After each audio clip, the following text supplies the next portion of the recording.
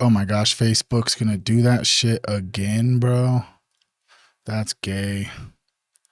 Facebook is doing that shit again. Makes me fucking put in a different code every time.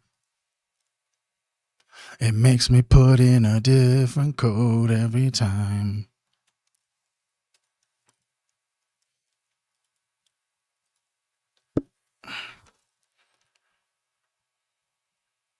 Makes me put in a different code every time. All right. What's up? I love you. I will. I got you, baby. Gotta come up over here to YouTube and change the thumbnail to Did the Mic Explode Part 2. Did the microphone explode Part 2? What's good? Pretty Ricky's already up in here. Let's go. Let's go, let's go, let's go, dude. Wasabi. Wasabi. What's up? What's up? What's up? Everything. What's up, Buzzquilla? What's up, dude? Everybody's joining. Yeah. Everybody's getting up in here, dude.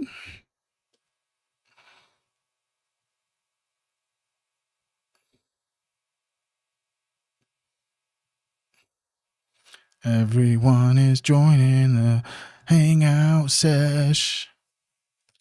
I don't have those glasses, dude. I should have brought the goddamn glasses, dude. Buzzkiller. Christina May, what's up? Everybody's getting up in here, dude.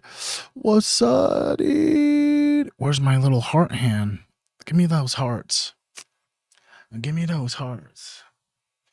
Queen Trip is joining the stream today. She will be up in here. She's actually just chilling right there. Just going to do this little mindful message thing, and then she's going to come hang out over here. Who's up in here, though? Let's see. Did it share it to where it was supposed to share it? It did. I'm live now. People are going to come up on in here. There's 2 people up on YouTube already. What's up, YouTube? How are y'all doing today? What's going down on this lovely Friday? Julia, Scotty Will, Pretty Ricky, Queen Trip, what's up? Oh, that was yesterday's message for Scotty Will and Julia. Yeah, I appreciate that, Buzzquilla. Sure. Are you in the Discord, bro? That's really like the best way if you were trying to hit me up is to get a hold of me and necessarily come hang out with the whole squad. You know what I mean? I'll drop the Discord link in the chat right now. Join the Discord. We got a whole bunch of awesome ass humans up in here on Discord, bro. Like a whole bunch of awesome ass humans, bro. Here's the link. I'm sure Kick already has it, but there's Twitch for you too. Join the Discord. That's like the best way if you wanted to like even direct message me.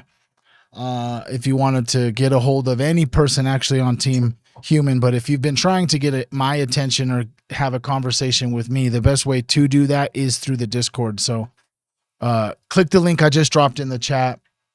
What's up, Kyle Finnegan? How's it going, brother? What's up, dude? I'm glad to see you here. You're here, bro.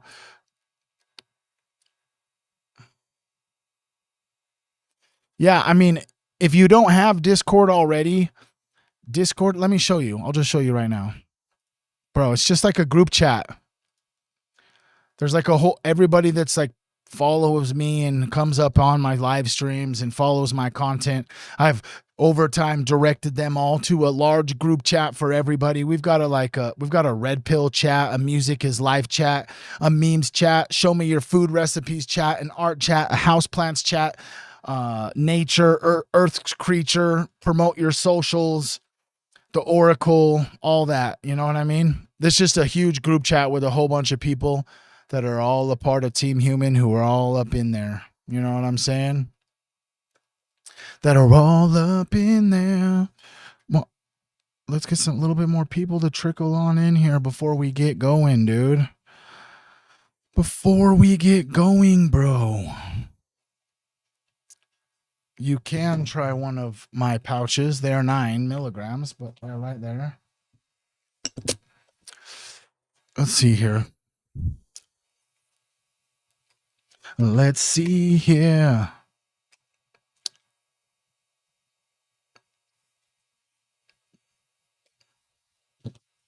Driving his cab, chilling like a star seed. They are pretty good, huh? Can you do me a fave? Bring down just some more coffee in this cup for me before you get all the way up there. Whenever you come down, you don't have to immediately come down. Okay. Yep. What's good? What's good? What's good? Where's everybody at? We got Pooh Bear GG. What's up, Pooh Bear GG? Pooh Bearski GGG. Okay. Let me get right up in here. You know what I'm saying? We like to start things off nice and smooth around here. We like to give you something that you can take with you when you leave, regardless of how long you're here up inside of the app. That's what I would like to call the mindful message or the opening message. Because regardless of how long you stay on the stream, sometime I stream for hours. You might not have hours right now to hang out with me on stream. So if you're right here with me right now watching the stream, I just want to make sure that you have something that you can take with you that hopefully raises your vibration, heals your soul, raises your frequency. You know, maybe there's an aha moment or like a different perspective shift. You know what I'm trying to say? Because we're not quite sure where, like I said, where we're actually going to end up, bro. We don't know. We are going to this right after this mindful message. We're just diving right into Did the Mic Explode Part 2. Yesterday, we watched the first about 40 minutes of Candace Owens' little breakdown of Did the Mic Explode. Once we get there, I'll explain to you everything that we have heard thus far from watching that clip. But we're just going to get right up into the mindful message, all right? Thank you. Thank you. If everybody who's here, if you're here, could y'all just put some aliens or some poop emojis in the chat? I don't know why I just chose poop emoji today, but that's the vibe. Poop emojis. Didn't we have, babe, a big ass like rainbow colored poop emoji?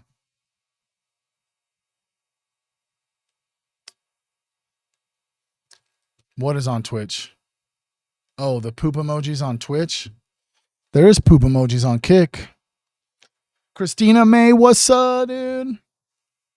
All right, let's get right up in here. Because what if the reason, cheers. But what if the reason that you might feel off today isn't exhaustion? It's actually just awareness. If you already felt something from just that, you can just comment, I feel that too. So you can mark the moment that you stop brushing this feeling off as just tired. Because not every feeling is a sign that you're failing or that you're falling apart. Sometimes it's a sign that something inside of you is finally starting to wake up. And waking up doesn't always arrive as peace and clarity. Sometimes it shows up as restlessness, as unease, as a strange discomfort with the patterns and routines you used to move through on autopilot. You think that you're drained, but what if you're actually becoming conscious of what you have been carrying? Awareness. What a complex but at the same time a simple word. When it first rises, it can feel like pressure. It exposes things. It doesn't just point at your schedule or your to-do list. It points at your inner world. It shows up in the habits you've normalized, the self-talk that you've tolerated, the emotions that you've just been swallowing, and the gap between who you say you are and who you're actually living like. And once awareness starts to speak, it becomes tremendously harder to pretend that you don't hear it. That's why the feeling is so intense, because awareness doesn't just show you what's happening around you. It shows you what's happening within you. It reveals where you've been acting from fear instead of truth. It highlights places where you've been shrinking, performing, or numbing instead of really showing up as yourself. And sometimes the discomfort that you feel isn't a warning that you're broken. It's evidence that your soul is refusing to keep living unconsciously. A lot of people call this sensation burnout or stress or I'm just exhausted all the time. And yes, sometimes that's part of it. But other times, it often goes way deeper. Other times, it's like the quiet ache of a spirit that has outgrown old patterns. It's the inner signal that says, you can't keep calling this peace if it keeps draining you. It's the pressure of truth pressing against the walls of denial, asking to be acknowledged.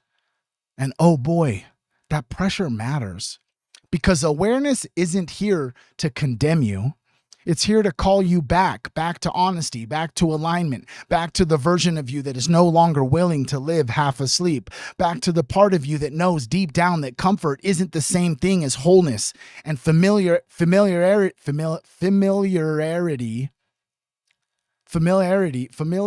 I can't say that fucking word. Familiarity. Familiarity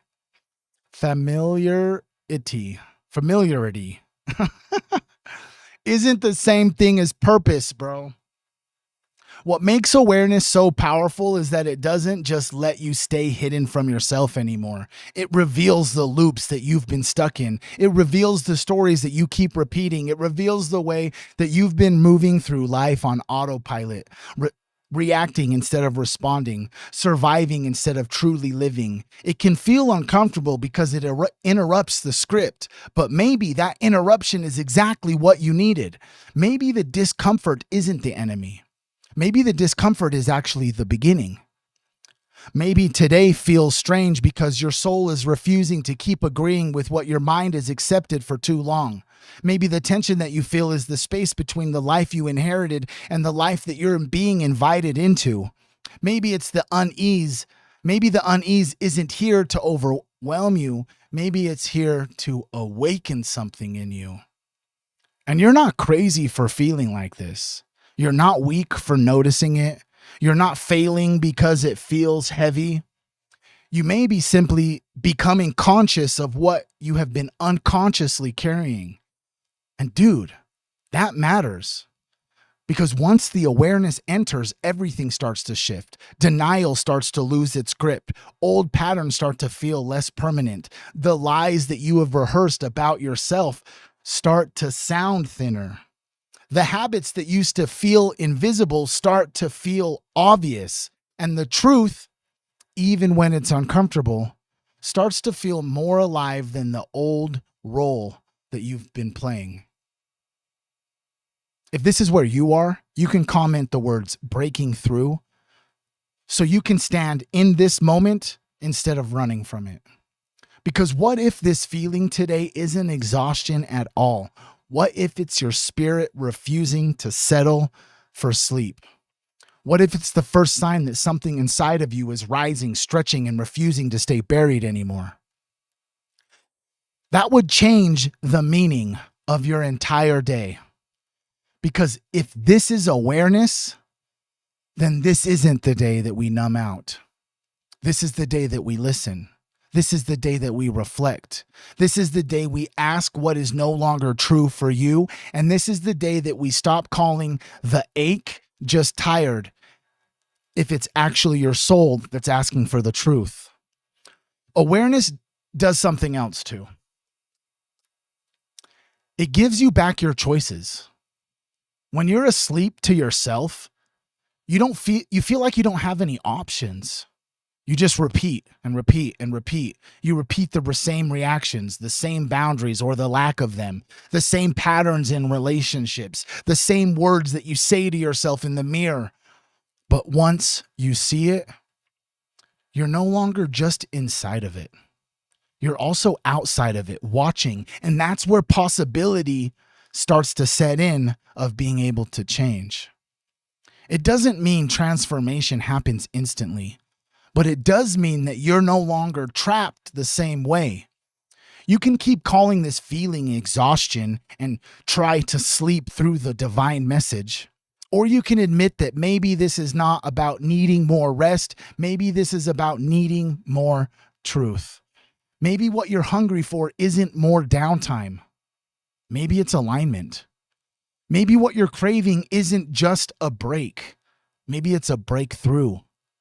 And that's where the real shift happens. You're not falling apart. You might be falling awake. And if that's true, then today is not here to crush you. It's here to reveal to you. So instead of rushing to silence what you feel, sit with it, listen to it. Let it show you what needs to change, what needs to be released, what needs to be healed, and what needs to finally be told the truth. Because the reason we might all feel off today is not because of exhaustion. It's awareness. And awareness, when you honor it, is the beginning of becoming who you were always meant to be. I love you, Team Human.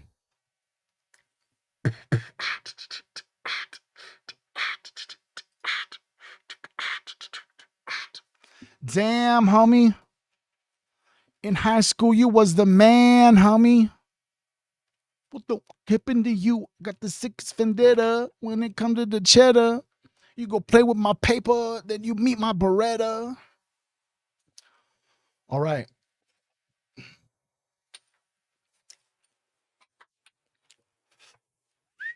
Who's here? If you're here, say hey. If you're here, say hey, hey, what's up?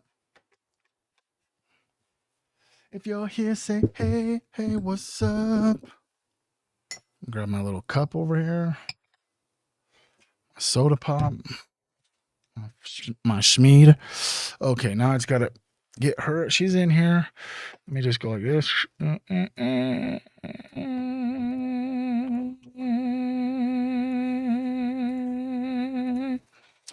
Oh, if we actually go like this and just unzoom it out a little bit, I think we could catch, maybe both of us, at least side by side like that for Facebook. Down just a touch again. I mean, no, don't touch it. I will do it. I mean, you're in the camera. Okay, I just look so small. You are small compared to me, though. Okay, so anything I go. Turn this microphone on like this. Let us know. Can you hear us? Channel 1, channel 2. Can you hear me? Can you hear me? Can you hear me?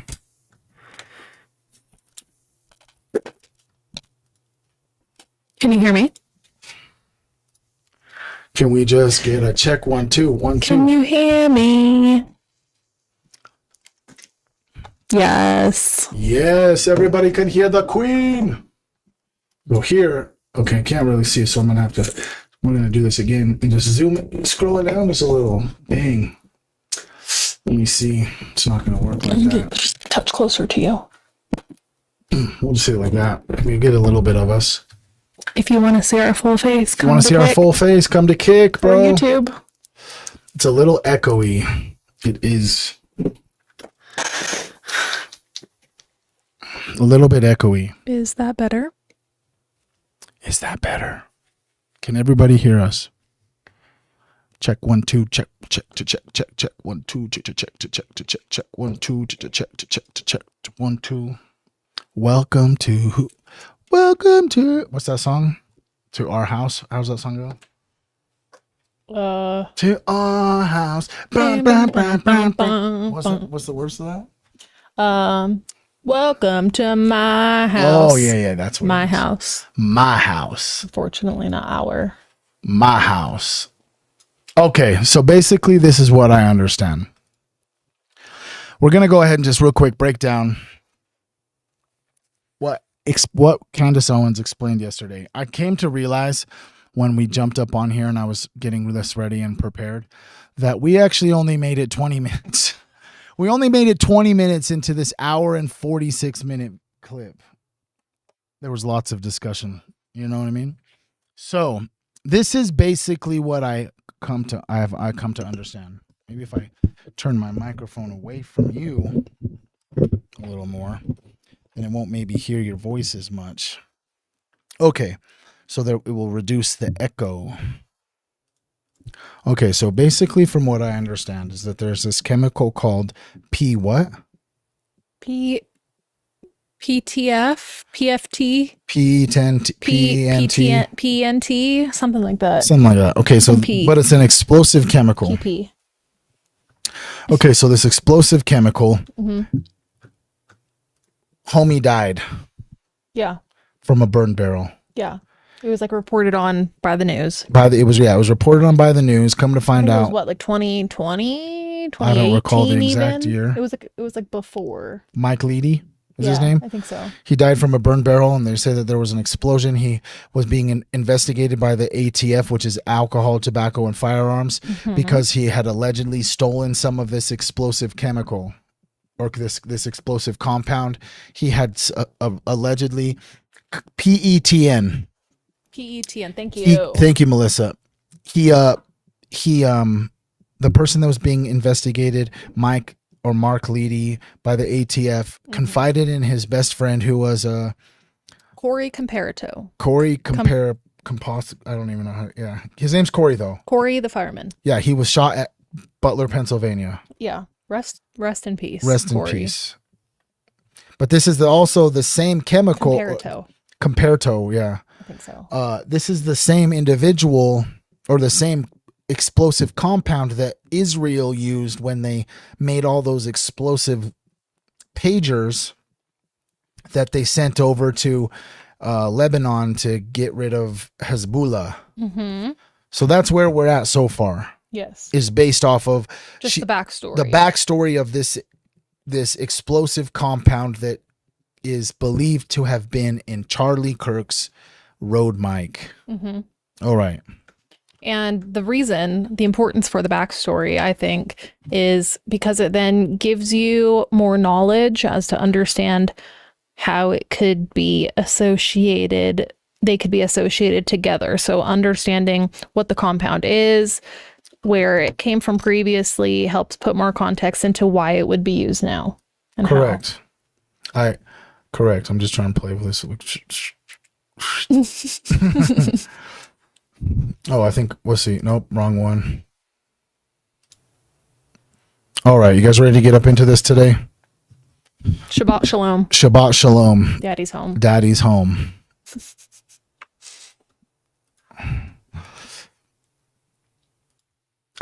And just to let you guys know, if you guys were here last night, I did rewind about a few minutes just so we have a little bit more context going into where we stopped at.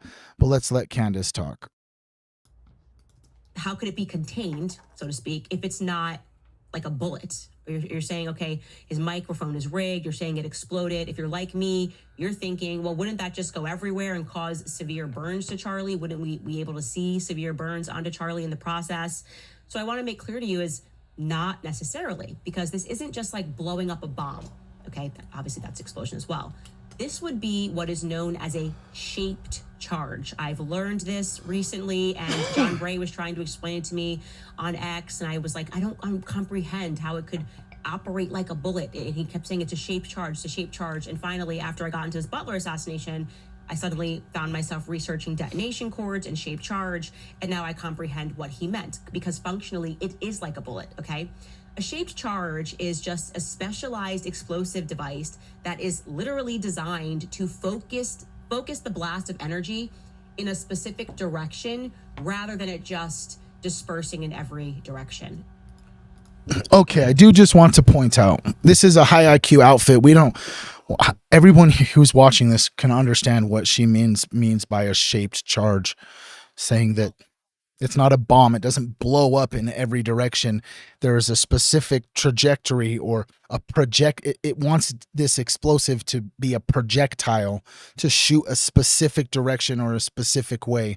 That's what she means by a shaped charge. Not just like all of a sudden, boom, just blow up, everywhere. Okay, let's just get back into this. Yes, C. Porter, I will drop the kick link. Okay, so we're going to pull up this Wikipedia page because it helps to see a visual.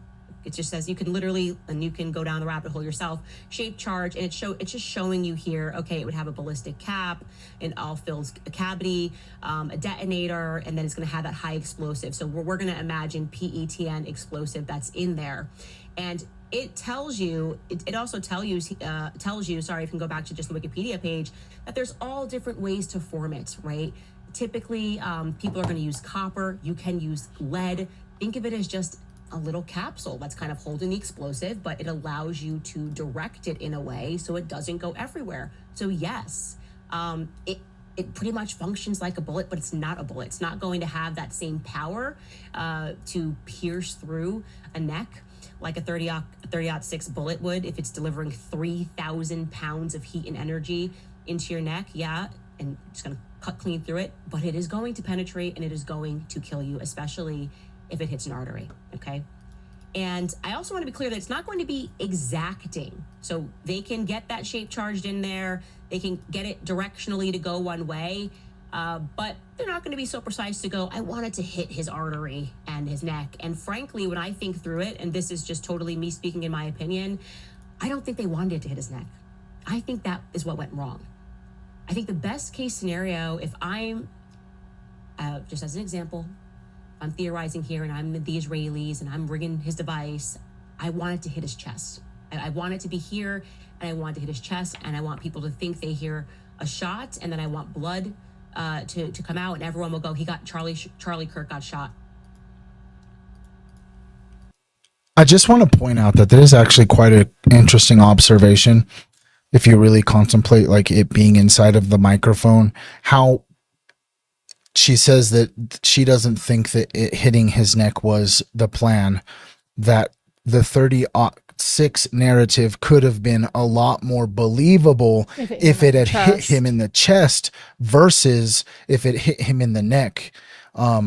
Obviously they maybe would have, I don't know, you know what I'm saying? But the fact that they're saying that a 30-06 bullet went through his neck is way less likely for the masses to believe that versus if it would have hit him straight in the sternum potentially, you know? Right.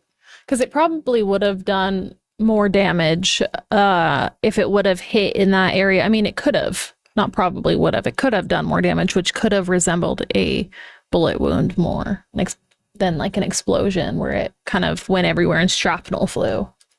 Right, and I think that has a lot to do with, like, you know, the multiple guns, the direct diameter of the bullet fragment, the bullet jacket fragment, you know what I'm saying? Like, the other bullet found on the other thing, you know, it's just the fact that pieces of the fragment were missing from what was reported originally. There was, 7 or 8 pieces that were reported, and when she got it, there was only 3. But then she could only even test one. Right. That itself makes it more like, what is this? There's only one thing to analyze from this versus 8 to where you could have gotten different results. I agree completely. All right, let's keep going. In the chest. And the reason is because it gives you more wiggle room, right? If Charlie had been shot in the chest and they came out and said, oh, it was a miracle or it didn't go through, there's so much more happening here that you could go, okay, maybe a 30-06 didn't go through if it shot Charlie in his chest, maybe it went sideways. Bullets can do weird things. The neck, as Alex Jones said, that's like chicken bones. That's it. You can't just do that. You can't just. Real quick. We got some peeps up in here saying hello to Queen Trip. Here she is. Hi. Live in the flesh. Here I am. Here I am. What's up, C. Dean? If you're here. That's Mouse. That is Mouse. You're right. What's up, Mouse? Sorry, spaced it a little bit. If you're here, can you say what's up? I see Karen in the chat on Facebook. What's up? I see Kelty over on Twitch. Melissa Clark. Yeah, we got on both chats. Melissa Clark's on both. Yeah, we've got Koi Fish, Christina May, Buzz Quilla, I think, over here on YouTube. If you're here, say what's up. Tell my wife she looks beautiful. I literally rolled out of bed. I haven't done anything to get ready yet today, guys. I'm still like in vacation mode, so like I just have no need to get ready, you know? Yeah, I get that. All right, let's get back in. To it. Be out here telling us that no, this was a miracle and he ate salad and he always got extra carrots, and like that's the reason why his neck, he wasn't decapitated like everyone else would have been. That is, I think that was not planned.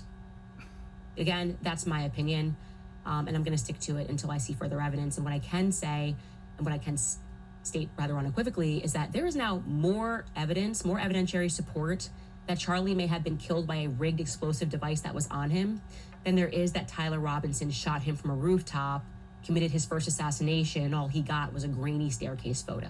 Okay.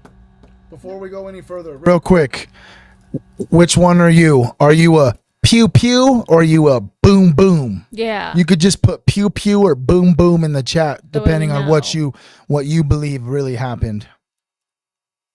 Yeah, you're right. Fuck them pedos.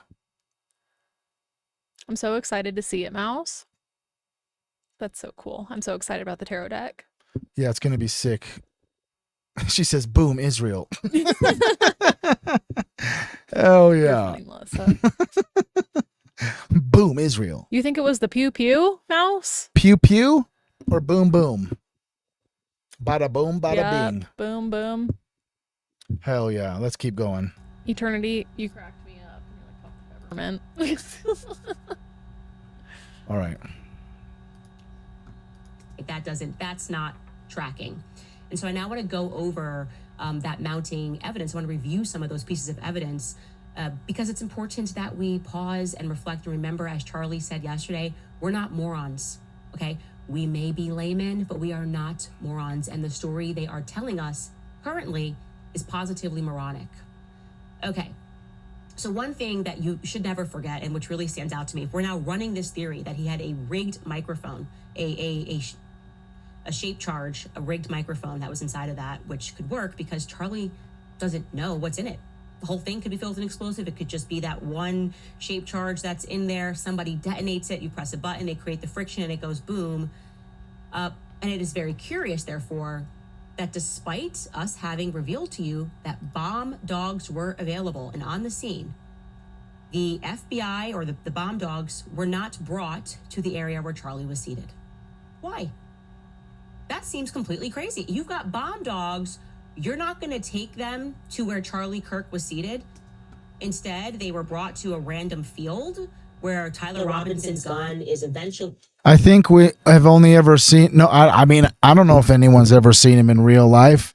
You know what I mean? He has been in the court hearings, and there have been like there's been real content creators that in are there, there, not just like the news.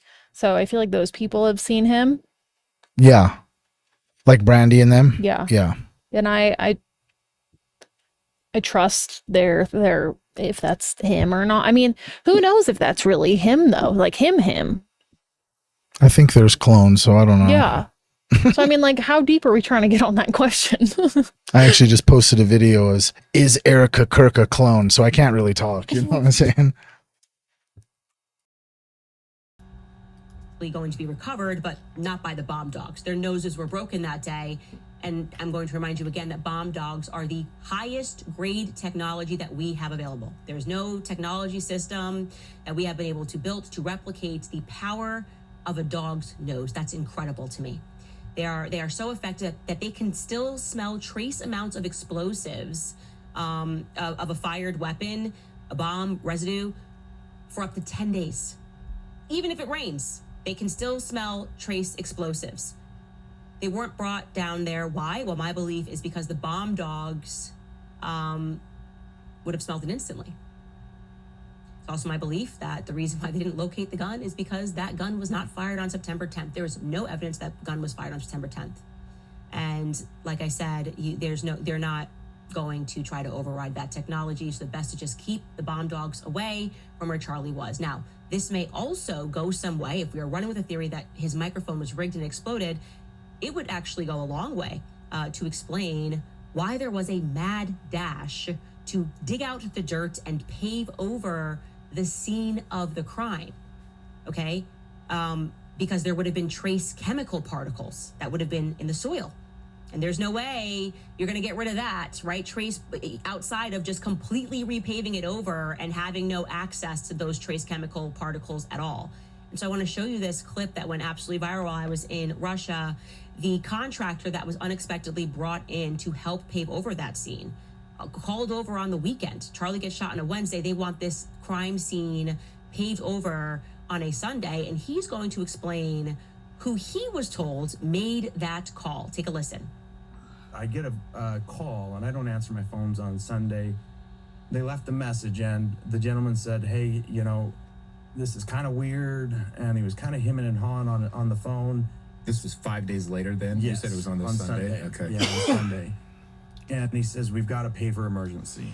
So I texted the guy. I said, look, I'm going to the bathroom. I'll be right back.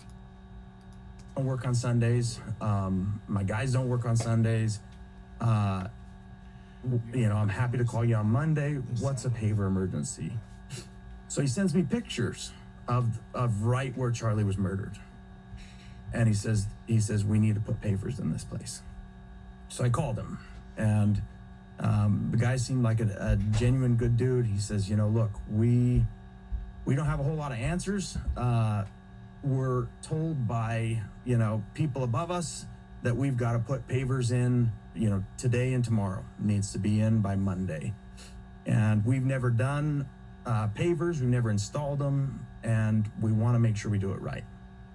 He says, would you come help? I said, 100%. So I went and got my trailer. I started calling my guys, and none of my guys answered. And so I started calling my other guys, you know, my brothers. And then I called another, you know, so I put.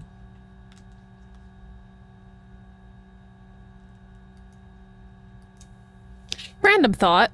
Isn't it weird that this like brothers, this is just like just a random thought I had come into my mind. There's a lot of like references of he has the tattoo, he's my brother, I had to call my brothers to help me with this. And I just feel like, I don't know. I don't know what I think about it, but it's just an interesting fact. Like, that just keeps getting brought up is like this, they're brothers, you know, I trusted him, my brothers. It's kind of weird.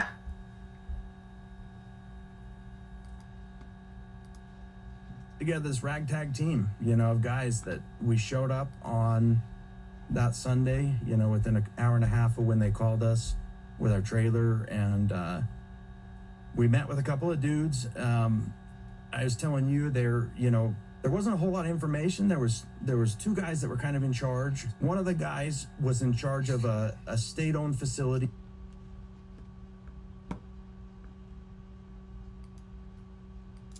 See, I had the same thought, Kate, because that's like, I mean, it could even go as deep as like a Freemasonry symbolism of like brotherhood, because that's what like Freemasonry was, right? Was like a brotherhood of men doing these things. So I just feel like it's a little odd that everyone's like referring to everyone as like their brother, and it's just like complete trust. And like, I mean, in a personal aspect, like, of course I trust my brothers, but like I just don't ever reference it like that. So it just feels a little odd. I was just talking about how it's just quite odd how often this like brotherhood, brother symbolism is brought up. He said that too, like none of his guys were answering, so he had to call his brothers. And then like we've got Brian Harpool talking about how he has the tattoo, he's a brother, you know. Brother. Just a little weird. Didn't mean to mooch you. It is weird. There's your face right there. Oh, there I am. There you are. Let's see here. If we shrink this down, we might be able to. No, it's not going to work. We'll just get your beautiful face on here for today. Okay. You just get to see your face. Okay. I got to zoom in actually just even a little bit more so that close. the chat, you know what I mean? Mm-hmm. Okay, so let's tell me where that is. I'm going to have to go like this and go like this. Go like that, go like that. There you go. There's Facebook for y'all. There I am. Hell yeah.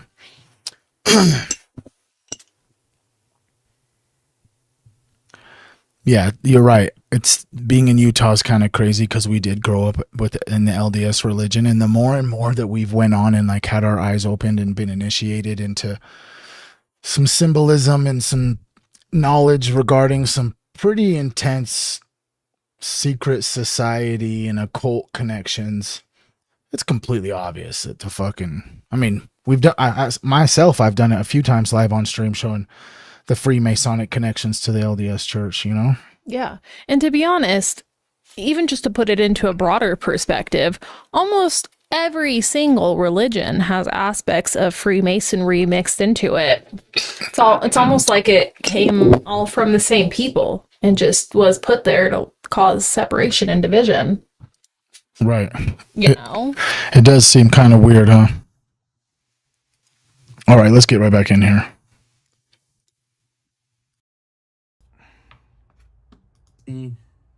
In American Fork, and the other guy was in the maintenance groundskeeper on a facility in Provo. And these are the two guys I'm corresponding with. The first guy, the second guy that I hadn't talked to on the phone basically said, hey, look, we're not talking to anybody. We're not saying anything to the media. He says this is above our pay grade. The FBI and the state, the governor and the FBI, that's what they told me. The governor and the FBI said they want this done by Monday. And we need... Sorry, I have to say a quick tangent and agree with Melissa. I'm just telling you right now that if you don't know anything about astrology or about the signs and zodiac signs and what our ancient or not so ancient cultures and ancestors followed and were so knowledgeable about astrology, is that you should probably learn about what the fucking people at the top are worshiping. They worship, I have to unmute you. They worship Saturn, you know what I mean? So it's not just like astrology. It is astrology, but it's also like specific planetary worship, because each planet is like a representation. Like planets are layered in Freemasonry too. Oh yeah, the sun, the moon, a lot of it. Like you said, like the whole entire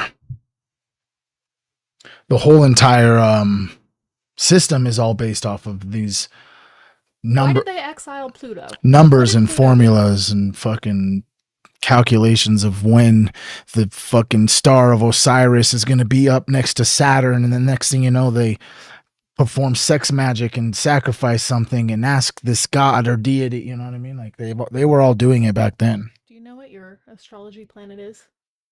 Don't I have that thing called co-star? Mm-hmm. Mine's Uranus. Hey, chill out. Fuck. We got people around, dude. It does tell ya. We got fucking friends and family around, dude.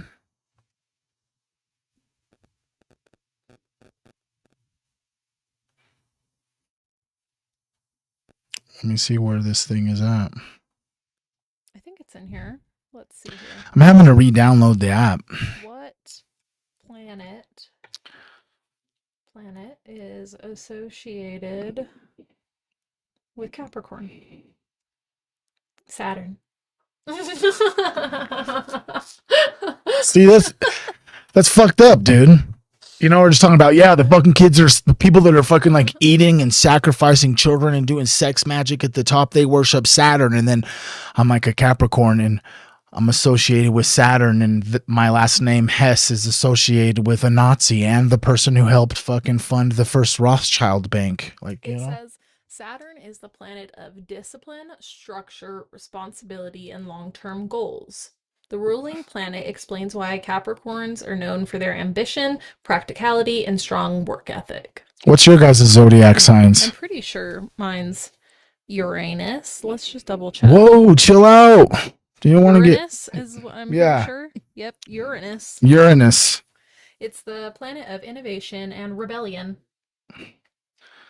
Rebellion, We're huh? Polar opposites in that sense with our astrology. Yours is very like structure based. In the sense of like hardworking ethic and structure to do so. Yeah. When mine is ruled by innovation and rebellion. Right. And I also feel like I'm also ruled by Saturn though too, it says. I think everybody's ruled by Saturn. They're the ones that control the world. They're all up there. Weird. But it's kind of also crazy to think about is that as time goes on, it becomes obvious. Another Capricorn in the house. What's up, Julia? Another Capricorn. Karen, let's go. Who's the Taurus over there? Kelty. Across the ocean in the United Kingdom. Pisces in the house. Okay. But, like majority of my okay, maybe it's different because I did live in Utah and I grew up in this like very, very Christian community that's now not even acknowledged. They're not acknowledged as Christians by the government anymore. There's just a whole bunch of shit happening over here. You know, Kirk got kirked. Data centers. Christians aren't Christians no more. The national monuments getting reduced by 90%. Oh my gosh, can we show this? What? We're gonna show a little fucking Mr. Mountain Beast clip real fast. And then we're gonna talk about how Orange pig. oh yeah, you guys wanna hear this real fast? This is my favorite song in the world actually to play for you guys live on stream. Hey, orange pig, America first. Oops. Oh boy. That was the slogan you stole. He's pulling strings and your vote is getting cold. You fighting for Iran, yeah. It's clear. Your people reached out to us. Yeah, we got the DMs here. If one nation's gonna stand against the Epstein regime's fear, it's us till the last breath. We've been doing it for years. We're standing here for everyone. Your system ever wrong, they've known all along. The enemy was always you. The Brit wore a suit and sung a patriotic song while selling their own citizens and calling it strong. Stealing from your own people, making them bleed, taking tax dollars just to fund your own greed. They waking up to the lies, the illusions of birth. You screamed America first now. You put Lucis first. Make Israel great again. The government is run by pedophiles. They ordered you to die for Israel. They ordered you. Sorry, I just had to take the chance because it was there. Mr. Mountain. Mr. Mountain Beast. Okay. Bro. Let me turn on your mic so they can hear you for while I'm looking because I'm not going to show any sound really. Yeah. But this is where shit. It's like randomly found this channel. This is today. where shit starts to get fucking weird, bro. Okay, did you guys hear? Did any of you guys actually hear about the fact that there were some national parks in southern Utah that were super huge, and because of the fact that they're plentiful with rare earth minerals, that they shrunk these national parks down to a really small 90%. percent. They shrunk them 90%. Each park was over 1 million acres. One of them, I think, was even 2 million. It was like 1.8 million, and the other was like 2.3 million. And they shrunk them down to like 100,000 acres or A something. little over 100,000 acres. Let's actually just ask Perplexity. I can actually have her do that. I don't know why I say it's a chick. I think it's a dude. It's a guy voice, right? The guy voice. It is a guy voice. We don't know nowadays. You know what I'm saying? It's not no longer. Not gender assuming. It's not the birds and the birds and the bees and the bees. It's the birds and the bees and the bees and the dogs and the dogs and the rabbits. You know, the rabbits and the cats and the bees, birds and cats and stuff. We just want to know. Okay, so recently there was a significant change in the borders of some large national parks in and around southern Utah. A lot of them were actually Native American land, and because of the need for resources or to extract minerals from the earth, the U.S. government has shrunk those borders. Can you please provide me information? Is there any actual way that you can actually just like pull up imagery of what it was before and what it is now? Recent reports show that the bear's ears and red stare. I can't pull up images directly. You can check the conservation. Fuck you. Can you please find images of the Bears Ears and Grand Staircase National Parks, the stuff that's happening in the news where they are shrinking the borders? Can you please provide me images of the before and after of the border shrinkage?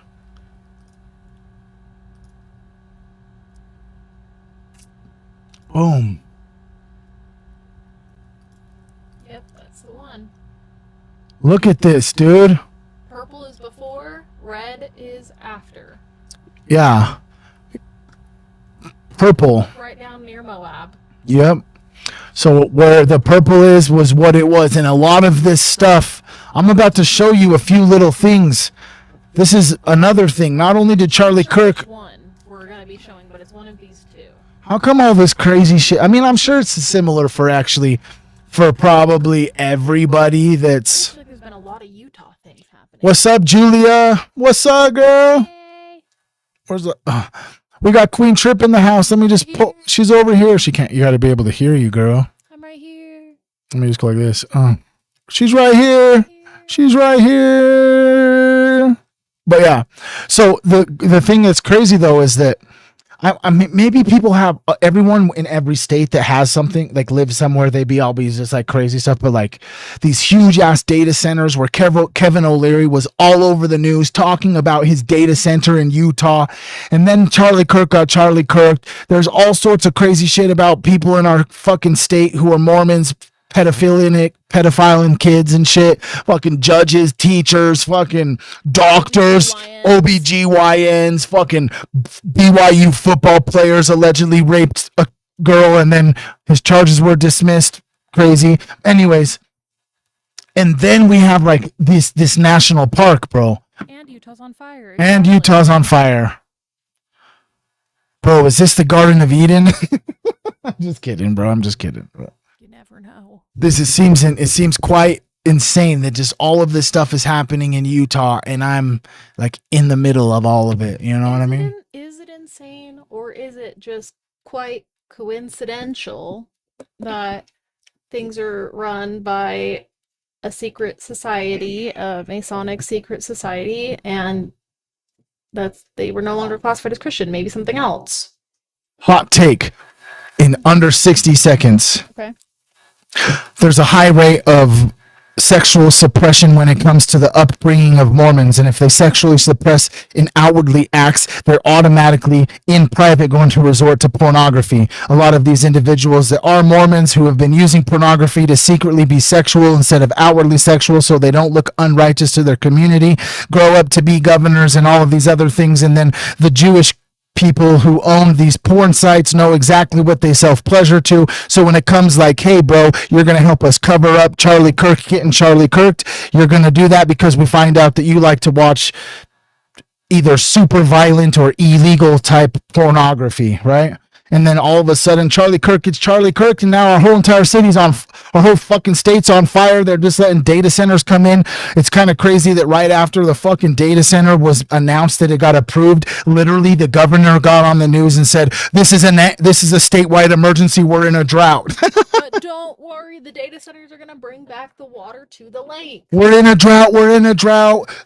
At one point, the largest fire going on in all of the United States was happening inside of Utah, and now this, and then Utah's been shifting, bro. So what's happening? And now we're in like a heat wave. Like this is the hottest fucking Utah's ever been. It's hot. Sometimes it's I don't know. Maybe it's Hot, I can't like even go outside because it's so hot. maybe it's like the fucking delirium from it being so hot. But sometimes I walk out and it looks like the fucking apocalypse and shit. It's like red skied and shit.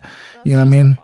Right, but I played Fallout and like nuclear Fallout type scenarios, and if it is the fire mixed with the red sky and it's like super deathly hot, you know, it just like sets the tone. You know what I mean? I get out there and I'm like, oh my god, I gotta get back to my fucking cave. Yeah. But this is why I brought you here, bro. We are going to talk about fucking Epstein's twin, bro. You're right. I was going to save that for the end because everybody knows about Palm Beach Pete. I just wanted to show you the ETFAs I found and talk a little bit about it. I posted that video earlier and someone commented and like, a simple DNA test will resolve all of that. Didn't he try to do one? He did, and then the fucking federal government fucking took the DNA test and said that he's not allowed to run for the governor of Florida because of some irregularities inside of his DNA test. I don't know what that even means, but the fact that this motherfucker looks like Jeffrey Epstein and he tried to run for the governor of Florida and the federal government said you can't run for the governor because we can't verify who you are, your DNA came back inconclusive, that seems fucking weird. Little sus. You sound like a little mouse, they're saying, baby. Sound like a mouse? I just speak soft. I think what it is because I'm using this dual mic thing, that when we try to speak over each other or at the same time, that's why if you notice I'm kind of pointed away from you. I think what it does is that it automatically lowers the volume on your mic to allow the number one primary mic to go through. So I just have to try my best to make sure that I allow you to finish the sentence incomplete before I speak, vice versa, because I think there's something happening. I don't know. I'm learning audio engineering as I'm going. You know what I'm saying? I don't know what the fuck's going on. Okay, but I wanted to show this. 20 hours ago. Yeah, see, dude, this dude was all up in Utah, bro, for like 3 fucking months. Okay? I'm going to show you some of the craziest. I don't think that one's it. Of the Knights Templar. That one's on it. But that's one thing he's got extreme. That's not in No. Utah. Right here. I spent 30 days alone. I actually showed this one to them, but this is not even the craziest thing. This is the one I showed them. Yeah, and it's the next video. I just clicked this one. It's this one right here. Like, what is that? Yeah, dead ass. This is in that. This is in. Well, watch One of this. those. Let me just prove it. Let me just prove it, just for the sake of proving it. Okay, there is a content creator called Mr. Mountain Beast, and over the last few months, he has been backpacking or camping in Utah, southern Utah canyons, finding the craziest ancient architecture, mountain dwellings, pottery, etc. Is the place that Mr. Mountain Beast was exploring in Utah either in Grand Staircase or Bears Ears National Park? Sorry, guys. I'm adjusting the microphone. I searched for information about Mr. Mountain Beast's recent explorations in Utah, but I didn't find any specific confirmation that he was in either Grand Staircase Escalante or Bears Ears National Monument. The search results mainly discuss these areas in general, the archaeological significance, and popular hikes, but they don't mention him or his exact location. Yeah, he doesn't ever mention his. It literally told us yes. It told me yes yesterday. I wouldn't have asked to look stupid on live. I can confirm. We were there. We were sitting on our couch. We heard about this, and we were like, "Oh, isn't this the same area that he was?" And you asked, and it was like, "Yeah, that is the same area that Mr. Mountain Beast just went to recently." Yeah.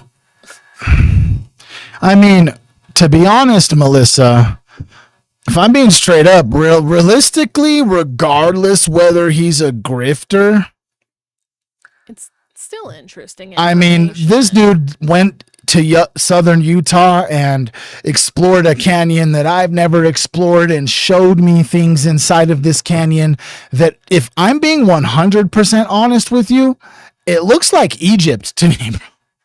It looks like some mix between like Roman and Egyptian type columns type shit. Like, look at this. Yeah, because I mean, regardless of whether he's grifting off of, and to be honest, I feel like the word grifting is used so freely, I'm not even quite sure what grifting means.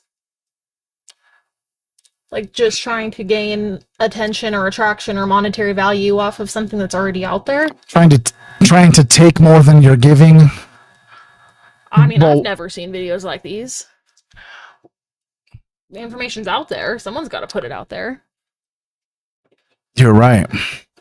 But then isn't it kind of crazy though? I mean, maybe the homie that we seen at the freaking the homie we seen I at mean, he's definitely posted videos that I've seen too. The one with the flute from the farmer's market. from the farmer's market, yeah. Yeah, he posted some very similar videos. They look a little more well excavated though. They look a little more taken care of than these ones specifically that he shows. Like, I feel like it's the same area. They might just be kind of in different locations. Maybe because these ones are like literally on the top of the cliffs that he's showing.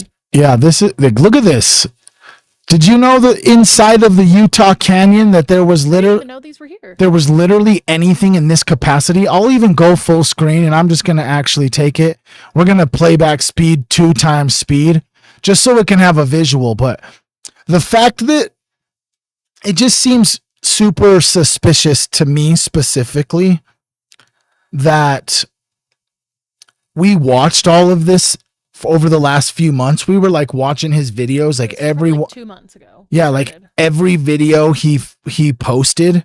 Like, what is this inside of a Utah canyon? What is that? Remember, there was someone living in there too. Yeah, this is not, it does not to me whatsoever look like native. Like, I hate to say it like that, but like indigenous. It looks like It looks similar to architecture that is, in if you would, in look at Rome, the whole art. in Rome or Italy or fucking that We're not in trying to take Europe. away from native or indigenous. I am native myself. But That's not the culture that I have seen from native culture. no, This this just looks more like Roman or For me, it confirms the conspiracy. People are saying that Egypt is in the Grand Canyon. That's what it is for me, is that it looks like a mixture. You know, they have like fucking, like, look at that stone stairways inside in the stone. I'm not saying that. That's an interesting thought, Kate. An abandoned place that LDS kept their records before computers. Oh yeah, they still do that. They got mines all up in the mountains here in Utah. They're like records area. But I like I was saying, I'm not trying to take away from the indigenous culture if this is really from them. Obviously, we had spoken prior about the fact that I'm not an archaeologist, so I don't know. A lot of someone looking at things online. Right. This is like a lot of indigenous land. So I had just contributed to that because it's on their land. But this stuff like this and the videos that Mr. Mountain Beast had posted when he was in this canyon, some of the stuff does look indigenous when it's like the brick stuff in type of the cliffs and stuff. Yeah. This type of stuff is like, this is like a whole, holy shit, was the earth and everything smaller and Egypt was over here?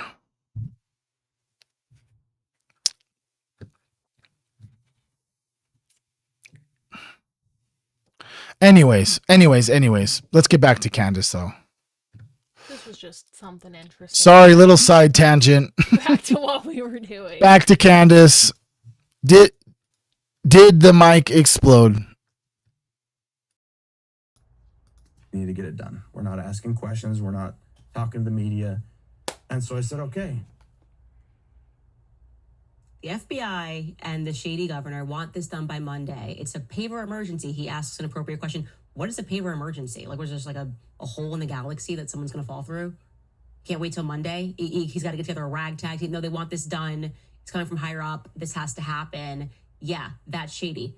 Literally, they paved over the crime scene. I cannot stress this enough as a point, which further illustrates the lack of interest, the apathy of Erica Kirk. Like, that would be at least one point, a turning point. You'd be like, well, this should have never happened. Unpave it. No, stop that. And it's important to note that this happened on the Sunday. So you can't even say, well, there wasn't competency on the first day. Everybody was crazy. Everybody was reactive. They maybe made some mistakes.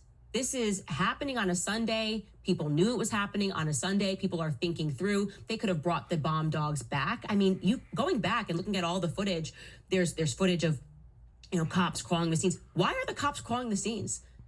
When you've got bomb dogs and you've got canines. Separately, they had bomb dogs and canines. Slight differences between the two. Wouldn't that be, whatever you're looking for, we got the highest grade available tech that can find it. What are you looking for? What are you looking? I do just want to point out how interesting it actually is that she had mentioned that dog sniffing is still like, yeah, that's actually kind of crazy. What? That like the dog's nose is still the most advanced explosive smelling or detecting technology available to us, with all of the technology and the fucking just insane things that technology has done for humanity. The fact that the dog's nose is still the best detector is kind of crazy to me. Yeah, it is wild. Like, what the It's just, even like we were talking about the other day, like the origination of the dachshund. Yeah. How our fat little wiener dog was actually bred to hunt badgers. Yeah, we were asking about our little wiener dog. And now here she is, just laying on our couch, soaking up sun, not hunting badgers. Not hunting badgers, except for she's imagining the badgers every time there's like literally any sort of movement outside of our house. I love my dogs, and in a time of need where my safety was at being threatened, having a dog that barked at everything that came close to my house would be so beneficial. But until that fucking happened, shut the fuck. You know what I mean? Why do you have to bark every time? Right. You know. But I love her. Me too. Our little spicy sausage. Doja became her badger. Yeah. Because do you guys have dogs? Any of you guys have dogs? I never had dogs until me and Queen Trip got together. We got our first dog, which is kind of a larger dog. Her name is Doja. And then our second dog is like a pit bull wiener dog, and her name is Nebula. And this little this little freaking wiener dog is vicious as shit. She just attacks the bigger dog all the time All the time. for no reason. She'll just be like laying on the couch and just come up and be like, yeah, she always goes for like the jugular too. What's up, Jupiter mission? Cats. Okay. I really want a Sphinx cat. Dogs are like loaded guns. We know you will know all about dogs, Julia. Yep. If I could have 500 dogs, I probably would. Just like a dog surrounding me. Obviously, 500 is actually kind of crazy. Maybe like 20. The goal is one day, Julia, and I never said this to nobody, not even Queen Trip, but ever since we started talking and you said that you rescued dogs, there has been a secret side quest in my mind for a long time to come all the way down to Mexico and save one of your dogs. That would be so cool.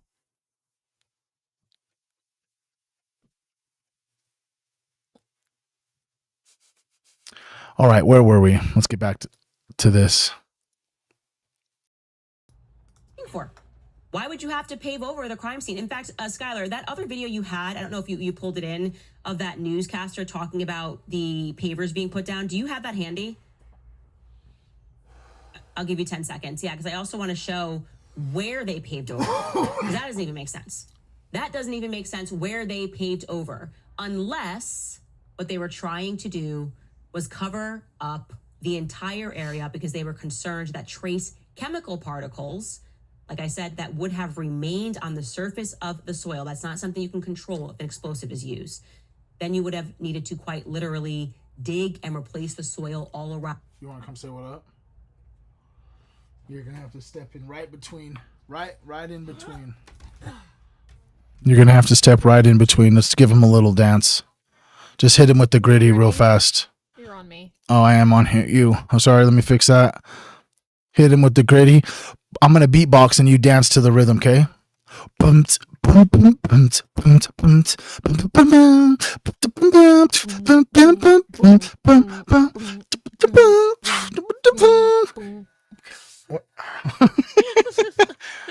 All right. We love you, bro.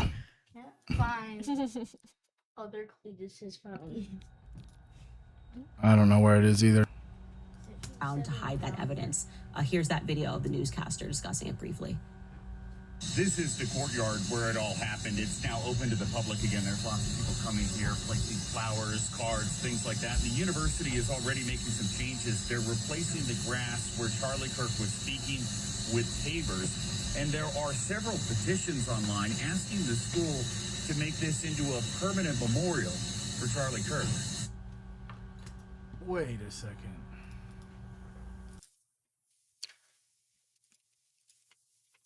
A memorial? I was under the impression they were just paving. That's what people were wanting, is what he's saying. There's a petition going around for that, for them not to pave it and to make it a memorial. To put like a statue up? Something, or maybe like... Just Ben Shapiro holding the bloody mic. Oh my gosh. Just kidding.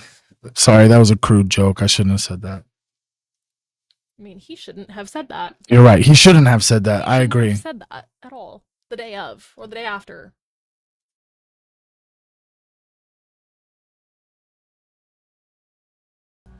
Other point, obviously, beyond, I can't even believe they're actually trying this. As I review this, it's just crazy that they think we're this stupid. They hate us. I feel like the federal government hates us, that they're trying this. They're trying to say it's fine that we paved over the crime scene. And on top of that, we have, of course, 30-06 bullet, which would have nearly decapitated Charlie. Delete all of your friends who are telling you otherwise. Okay, just don't speak to them. Don't listen to them. Any commentator was trying to tell you, oh, there wasn't one circumstance where this... People sent me photos of when they had a hunting mistake. They were in the hospital. It was a 30-06, ricocheted off of a tree or ricocheted off of something and hit them, and they lost their legs. Ricocheted, okay? Not even the full impact of a 30-06 bullet. The amount of people who emailed me to stress the point that this is just a lie. Not that it was needed. We knew this right off the top, but it would have decapitated Charlie effectively. Everybody knows this, and it was the news that we brought forward here that I saw the back footage, which, in my opinion, The footage behind Charlie's head was never meant to see the light of day. In fact, it is now very compelling to me that Terrell says he spoke to Erica about that footage. That's very strange for her to have cared to speak to Terrell about that footage at all in those early days. And then that's nearly confirmed because in that early Zoom video where Erica is laughing at the emojis 6 days after the assassination, if you didn't note, Terrell is standing in the back. So she's in the Charlie Kirk building at Turning Point USA, and Terrell is there. And why do they need to have an early conversation right after her husband died about the footage behind his head?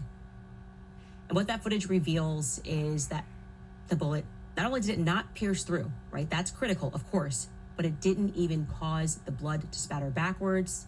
I have confirmed that Charlie, outside of that front-facing wound, was in very good condition, meaning the bullet,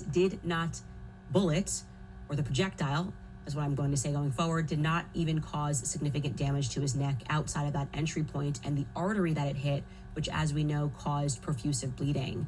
And you will note that in the video that we revealed to you yesterday, the YouTuber that's just testing out explosives is clear that he didn't expect the explosives to be able to pierce through the bullet glass like a laser, that it did leave a diameter akin to a 30-06 bullet. The difference is that a 30-06 bullet would be carrying enough kinetic energy to go through most bulletproof glass systems, by the way. 30-06 is enough to cut through, from what my research was telling me online, but I want to replay that video regarding the 20 grams of PETN explosive. Take a listen.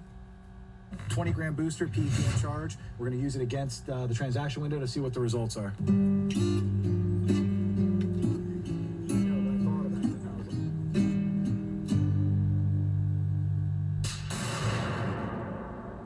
This is the first one that went the way I expected it to go. Yeah.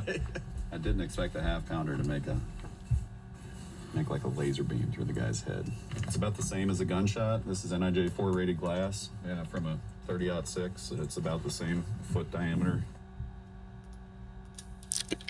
Oddly enough, Exactly how I'm feeling right now, Candace. Just it did actually kind of sound exactly the same. it did. Maybe I'm reaching because this is the theory I believe that happened. Maybe it's just like my mind is, but for some reason, I just feel like it does really sound like that day. You know what I Well, mean? do you remember the goth girls that were talked about To in the Phil beginning? Lyman? To Phil Lyman. Yeah. About how they said that they heard 2 shots. 2 shots. I'm not saying a gun couldn't have gone off at some point somewhere in the vicinity to simulate the sound of a gun, but that itself could be reasoning to be why there could have been 2 shots, because maybe there was a gun that went off and then there was also an explosion and they sound very similar. If there were 2 shots, it would make sense to me that if the mic exploded, that somehow the mic exploding and whoever's on the roof, definitely not Tyler Robinson. Tyler Robinson was there that day, probably dropped clothes off, probably was making himself known. Tyler Robinson also met with TPUSA representatives the morning before this happened. Weird. That's kind of trippy. Yeah, it's weird that they never brought that up until court, and then all of a sudden it was like mentioned in court and everyone was like, wait, what? Right. They met with TPUSA representatives? There was a bald man? More straight. I know, I'm just trying to be close to you. I got you. But if there were 2 shots like the 2 goth girls that were talking to Phil Lyman, it would make sense that the microphone explodes and the guy on the roof shoots a blank to draw attention away from the microphone to where another sound that's coming from a further distance, maybe potentially even behind them, to draw attention away from what's in front of them, maybe. You know what I'm saying? Just all of it just seems so fucking weird, bro. You know? It does. By the way, even that sound is familiar. There's almost like a secondary sound, and people that thought that they heard 2 shots, so to speak, like obviously his is that secondary sound is hitting glass, so it's not going to sound the same. If people who are audio specialists can sort of go in and do these sorts of things, but that sound even sounds familiar to me. I also want to reinforce that last point, 30-06, can cut through most bulletproof glass, but a PETN explosive at 20 grams or something akin to 20 grams does not have that capability, despite it's leaving a similar diameter. An explosion is also compelling because it would go some way of explaining why Terrell Farnsworth was instructed specifically to take the SD card from the camera that was behind Charlie's head, because that was clearly the only video angle that would have revealed that Charlie did not die from a 30-06 bullet wound, and that Man of Steel is not going to really cut it as some miraculous explanation. Also, people who believe that he zoomed in on the footage that he showed me, I want to let you know, great work. I think you are correct that he zoomed in on that footage, because it would have showed us more. I think he would have captured a lot more in that footage if we're looking at comparing it to the past events where they suddenly started wanting to get that angle. Then, and this is probably the most compelling piece of evidence in the explosive theory, is what I alluded to earlier, that when John Bray contacted me as he was working on this for a very long time, he said that my video was the missing piece to his theory, that he was looking for what would have been shards of the ABS plastic that is used on the road mic. So that's made out of like a hard type of plastic, and that would have shattered in a million pieces. And sure enough, unbeknownst to me, when I got these photos, I just thought in my head of the car, in my mind, I was like, oh, it looks like glass. What is that? Like somebody's sunglasses? What is that? I did not recognize. I didn't realize that he had this entire theory. And what's strange, which needs reminding, is the speed at which the feds got rid of the car. They had it towed, cleaned, towed again, and resold, or put up to be resold. That is unimaginable. Unimaginable that any well-meaning police force would move to do that unless they were trying to get rid of evidence. Doesn't make sense. That should be one of the biggest pieces of evidence, as that is a part of this court hearing. But rather, they contained it, got everything they needed at the hospital, according to Frank Turek, and then said, all right, get rid of this car, don't let it see the light of day. And I was very lucky to get my hands on these photos, which reveal that there are certainly shards of something on the floor, okay? And we're showing you these photos here. We can keep going. I need to get these photos over to John Bray. Actually, that part... I never really ever even mentioned this, but it always just seemed weird to me. Like, why the fuck is there so many cough drops? Yeah, who was just carrying a bunch of cough drops in their pocket? I guess if you're speaking, your throat can get sore, but I just feel like it's kind of excessive, the amount of cough drops in that car. Like, if we just go back one frame. Yeah, that's like a bunch. Yeah, look at, there's like 1, 2, 3, 4, 5, 6, 7, 8, 9, 10, 11. Someone's just walking around with a pocket full of cough drops, dude. Can I actually tell you something about cough drops? When I was in rehab once in Odyssey House, they wouldn't allow us to have candy and shit, and so I would go to the med line and get cough drops every morning, so I had something to fucking, it's so gross to say this, but snack on. I used to like cough drops when I was a kid. It's okay. It's weird. They look too much like candy. They do. And sometimes you can get ones that kind of taste like a mentholated candy, you know? Yeah. Not only one does it freaking give you good breath, but it tastes kind of sweet, you know? That's where they get you. Motherfuckers. Keep going. I need to get these photos over to John Bray. Actually, that part, let's just stay here for a second, just seeing. And this is in the back seat. So Charlie gets brought in. We're not talking about the driver's seat. We're talking about the middle, I guess you could say the middle captain chairs behind the driver's seat. Just behind the driver's seat is where Charlie's body was pulled in, okay? In that captain chair. So if you imagine they're pulling his body this way, and there's gonna be inside, if there was something that exploded, if this theory holds, there's just gonna be a ton of glass that they're trying to contain on him until they get into the car. And while they're in the car, they're going to get that glass off of him. Whether it's because they're trying to assist him, that glass is going to fall. That's not going to be contained, right? And so you're seeing that just behind that captain chair, that second row. This is a third row picture, so that's behind the second row. And then you're also going to see it in the seat where Charlie's body was, right?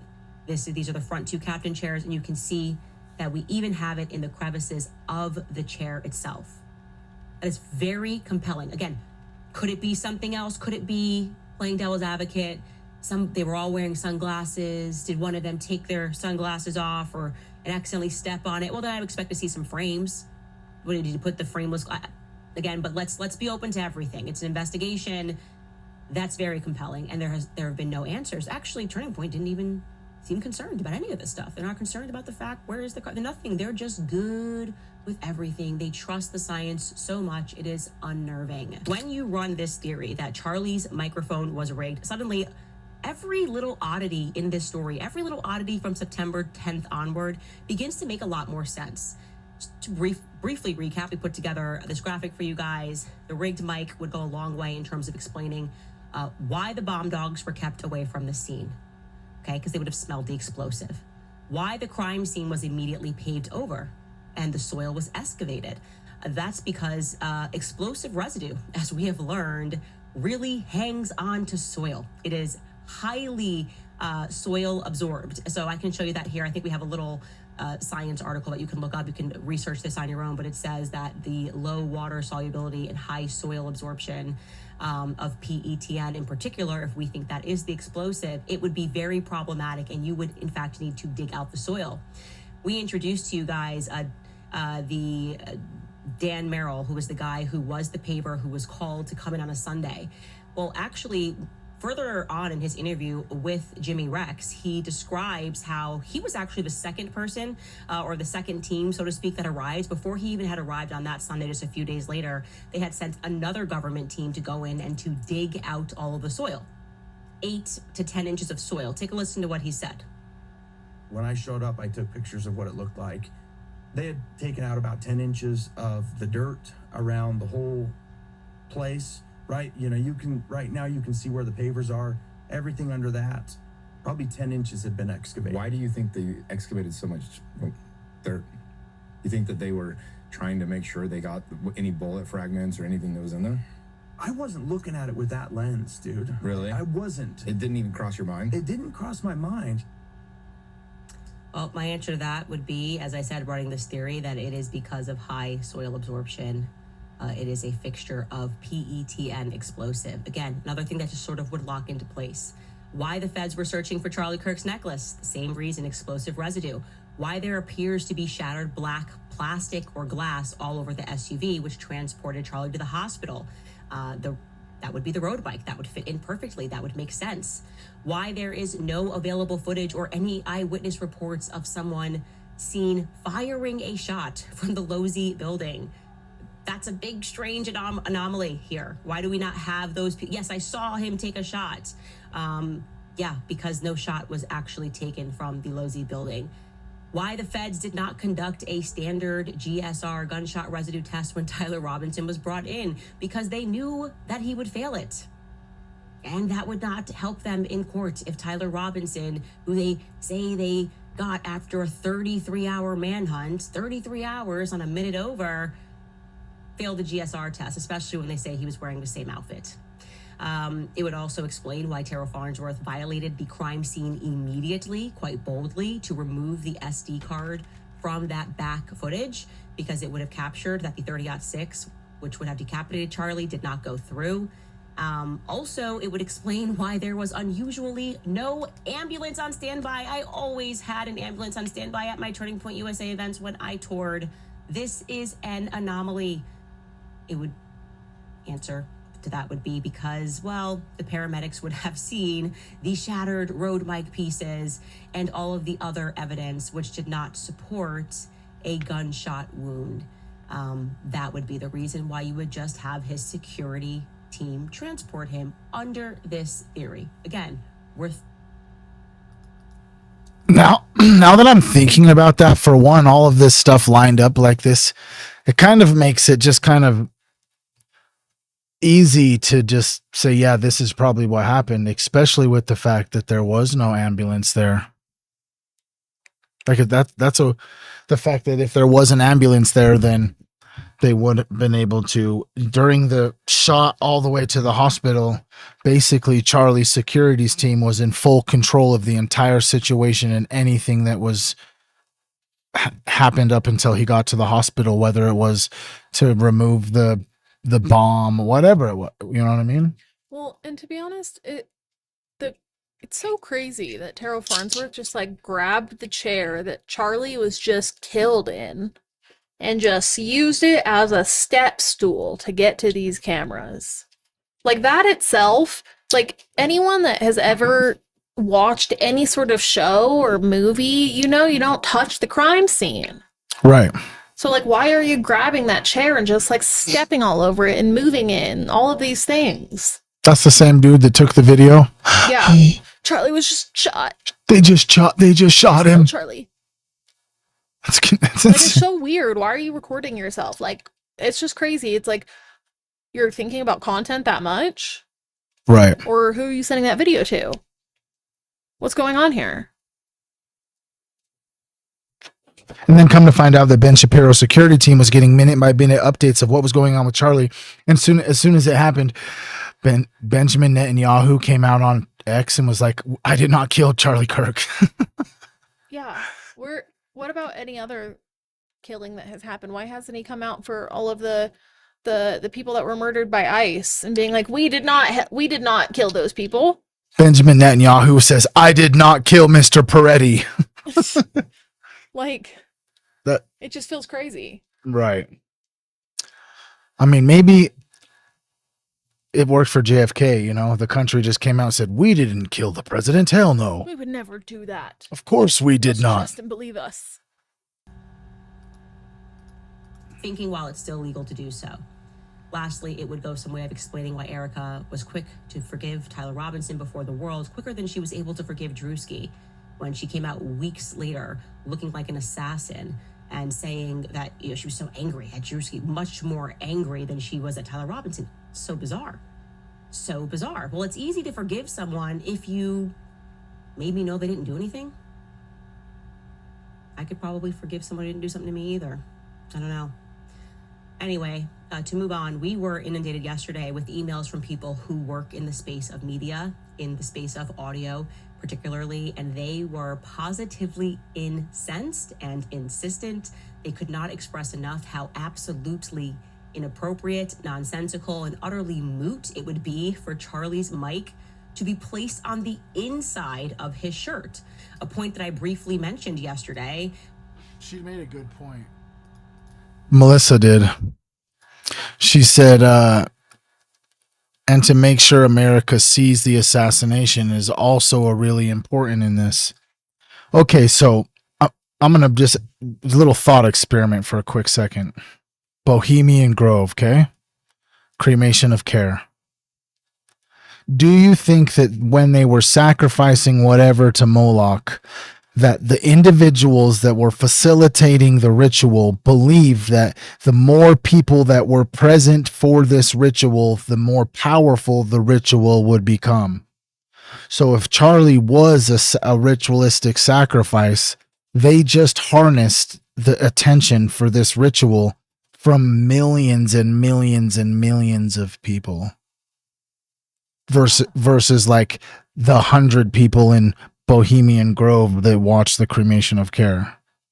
Does that, do you like energetically, could you see like in a magic type sense, like what if it was like a magic type ritual sacrifice for a deity or whatever, they just 10,000 x'd the power of the ritual by forcing basically everyone on the planet to see it. Yeah. What a trip. I definitely think that's possible. And I also think that there's obviously, you know, they wanted to scare everybody about free speech and talking to no matter whether you're like, oh yeah, I'm not weak, that it didn't scare me, but there is that slight thing to when you start talking about certain things that potentially anybody could do this, but if you start getting attention and when you're talking about certain things that it's almost inevitable that thought crosses your mind like, dang, this is the type of shit could get you killed. You know what I mean? Yeah. So What a trip. Yeah. So it was just like this huge global ritual.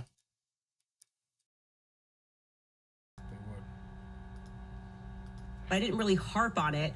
At least I didn't harp on it enough, apparently. Again, so this is just to recap for my fellow non-techies.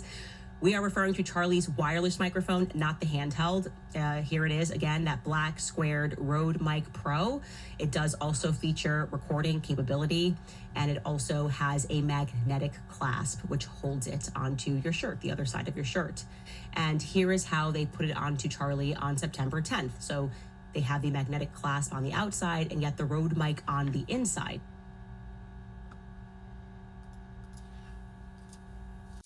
Correct me if I'm wrong, but doesn't that look like it's just pointing straight at his throat? Yeah. It does. Almost like a direct line of sight of where the puncture wound happened. It was on the other side though, wasn't it? Right, but if it's going to go Because it hit the this way. necklace. Yeah. Crazy. Now, if you are trying to get a clear and crisp audio, you do not place it on the inside of someone's shirt, right? That would just be foolish. That would be like us running the show and just like putting, we wouldn't do this. Why would we want that ruffle of me moving my shirt? It really is common sense. And people who were emailing us were so frustrated by this. And as we examine the question, is this how they just had always done it? Were they always just, incompetent? Well, we had some time, ladies and gentlemen, and I told you the very first tour stop where I saw that as a new feature was the first tour, the first college campus tour, where I was not featured alongside Charlie Kirk due to the Zionist peer pressure, the external Zionist peer pressure. Since me leaving the Daily Wire, it extended to Charlie Kirk. They didn't want him associating with me anymore.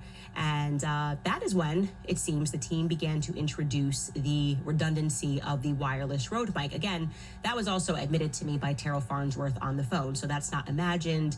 That's not to say that there wasn't, some random one-off event where he had that redundancy, but as a rule, this is not something that Charlie had. He just kept his handheld. It began in fall 2024, You're Being Brainwashed tour, and I should mention that at first, when they started introducing this, they did place the wireless mic on Charlie in a way that made audio sense. On the outside of his shirt, take a look. This is September 5th, the University of Wisconsin in Madison. Well, he had no mic. On September 11th, University of North Texas, he has the mic. There we go. But you can see it's on the outside of his shirt because that makes sense. On September 18th, he was at the University of Pittsburgh. Again, you can see Charlie has it on the outside of his shirt. That makes sense. Suddenly on October 8th, the University of Nevada in Reno, Charlie has it on the inside of his shirt. And then we see on the 11th, it's on the inside of his shirt. On October 30th, it's on the inside of his shirt. This is that expression that I said to you that we use here in the States called boiling the frog slowly, right? Introducing something new so he doesn't really recognize it, and then changing one thing, getting him adapted to it so he doesn't really ask questions. And then, lo and behold, something doesn't really make sense, but you're kind of used to the thing that's not making sense. Boiling the frog slowly before he can know, hey, it's getting really hot in here and it's time to jump outside of the pot. Now, the question is why, right? Why? Why would they do this if it doesn't make sense? Here is one of hundreds of emails that we received from audiovisual professionals. This person wrote, Candace and team, I'm an AV professional and I believe that you are onto something with the Rode Lav mic. The only reason for Charlie to be rigged with two mics would be because one was being sent to a broadcast recording or a live stream. Had both his handheld mic and the Rode mic been used to run audio to the PA system at the school using different channels, this would cause a myriad of issues that would present with interference, overlapping, and echo between the two channels. We need to find out about if this supposed recording or live stream was actually produced. If not... Thank you, Vox, for the gifted subs, bro. Vox has gifted 16 subs already, dude.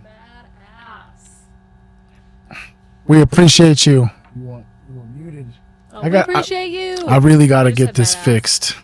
It will help so much. You need to figure out like a hotkey where you can just press a key on your thing and it will automatically mute that mic or something. This one? There has to be Or like just to multiple switch keys it. Yeah, I could. where you can just Yeah, like you would press G and your mic would then get muted and F would mute and I can just mine. hold them and push them how they go. Yeah. Right. There has to be some way around that. Big red flag. Okay. So we take a look at this. We take a look at the audiovisual team. We know Terrell Farnsworth is running this team. He has for over 10 years. Terrell Farnsworth is one of the quote unquote originals, as I say. He was, as we explained to you throughout our Erica Kirk series, he grew up with Tyler Boyer.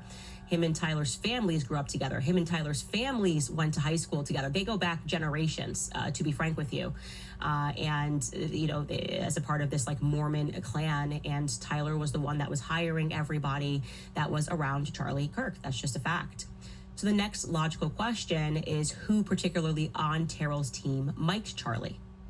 And because, you know, this guy might just be guilty of the crime of being incompetent, whoever this guy is. What amateur AV guy thought it was a good idea to capture audio beneath a t-shirt, to record audio beneath a t-shirt? And that answer is, the answer is a young man named Philip Goldsberry Jr., okay? I'm going to show you this video that was put together by ex-user Sam Parker. He's just unpacking the moment so you can see it, that Charlie gets mic'd up. And he also further explains how and why we are positively certain that it is a Rode Wireless Mic Pro that is put onto Charlie. Take a listen. So here we're just seeing Philip Goldsberry clip it on a Charlie shirt. Here's a few moments beforehand. We can see Philip Goldsberry has the Rode Wireless Pro microphone in his hand, and he's approaching Charlie with it. Here's another angle. You can see him holding the Rode Wireless Pro microphone in his hand, talking to, it looks like Terrell Farnsworth. There it is in his right hand. You see that? That's the Rode Wireless Pro microphone. Now we're going to see Philip Goldsberry sneak from behind Frank Turek there, and you can see the lapel magnet and the microphone transmitter in his hand. See that? Transmitter in one hand, lapel magnet in the other.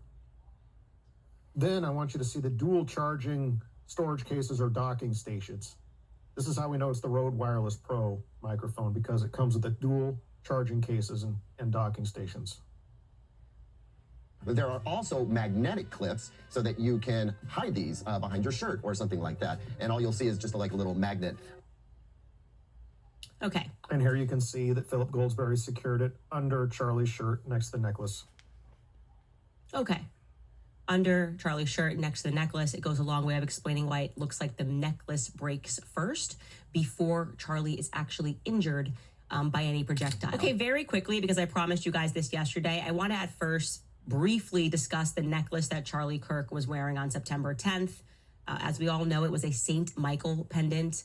There was much ado about this necklace, a bizarre amount of storytelling relating to the necklace, and it sort of became this fixture amongst the Turning Point USA goons. Take a listen. And so Gigi and I stayed in our room, and that morning he woke up super early and he came into our bedroom, into the bathroom, because that's where his wedding ring was and his necklace. And he came in and he grabbed that. And his necklace had a cross on it, and it had St. Michael's medal. Yeah, I wear it every day. It's right here. Wow. Oh, it's so beautiful. Yeah. And so when they finally cleared it, I got into the car and I pulled out my bag, and draped over my bag was Charlie's necklace that had a cross and medallions on it. And I had heard they were looking for that. And so cop was like, "Oh, we've been looking for that." I said, "I got it." So I just took it. That was actually a necklace that Erica gave Charlie when they were dating. And she said, "Well, you're a Christian, why don't you wear a cross?" And he said, "I don't know, I'm not a jewelry guy." And something happened where he was pressed and he felt the weight of the world on him, and he put that cross on, and he never took it off again until he was assassinated, and the people caring for him ripped it off as they tried to save his life. And Erica has it on her all times now. When we were about to leave, we finally got access to the car again. And Erica was asking for a necklace that Charlie was wearing. It's a cross necklace and had some medallions on it. And when I went into the back seat of that car, I pulled my bag out, and that necklace was attached somehow, just kind of draped over the bag. So I gave it to Mikey, and I said, Mikey, I want you to give this to Erica. It was a comfort to her. A lot to be said there. First and foremost, why were the cops looking for the necklace? How did the cops even know that Charlie was wearing a necklace on that day? There was a theory after people started realizing how odd it was that everyone had a personal story about this necklace. There was a theory that began floating around that maybe it was the necklace that was rigged. And I would like to say categorically that I do not subscribe to that theory. I do not believe that was the case. I actually strongly discount that theory for two very simple reasons. One, that would leave things to chance. There was a chance that Charlie didn't put on his St. Michael necklace that morning. There was also a chance that while traveling in a highly pressurized cabin on a plane that morning to Salt Lake City, that something could have gone horribly wrong. Simply put, with that much planning that needed to be involved to rig something, they would not have introduced a variable that was completely out of their control. Like, I hope he wears his necklace today.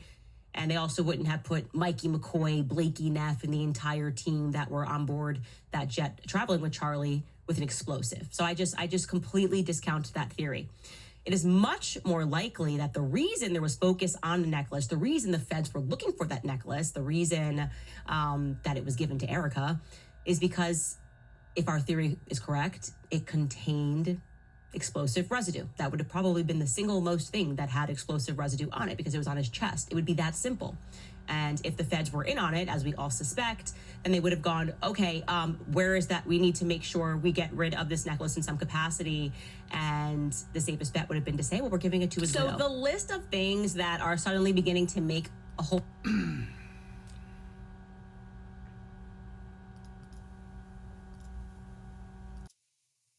It's a lot of info, huh? Yeah, well, and I don't know. They just like aren't coming across very confident when they're speaking about this necklace either. It sounds very like pulling it out of their ass, like on the spot, just like, yeah, and yeah, it's just, you know what I mean? Like the way that they're relaying it just like doesn't seem confident. As well as it just seems crazy to me that Frank Turek just found a piece of evidence and decided to like put it in his pocket and give it to Erica Kirk. Give it to Mikey and be like, Mikey, take this evidence and go give it to Erica. It's kind of crazy. Because I mean, my thought, if I was Frank Turek, I would have been like, all things that were on Charlie's person need to go to the police. Yeah, like everything he's wearing, all of it. Evidence, everything, the whole tent, the whole microphone, all of it. Put all of it in evidence. Except for his bloody microphone traveled with TPUSA. How come that? Glass case. Yeah, how did that? How is it that the fact that the microphone that had blood splatter didn't make it into evidence? Did you notice when you were watching all the preliminary stuff that they even bring up the microphone as evidence? They didn't bring up anything as evidence except these tiny little bullet fragments and grainy videos. What a trip. That's their evidence. What a trip.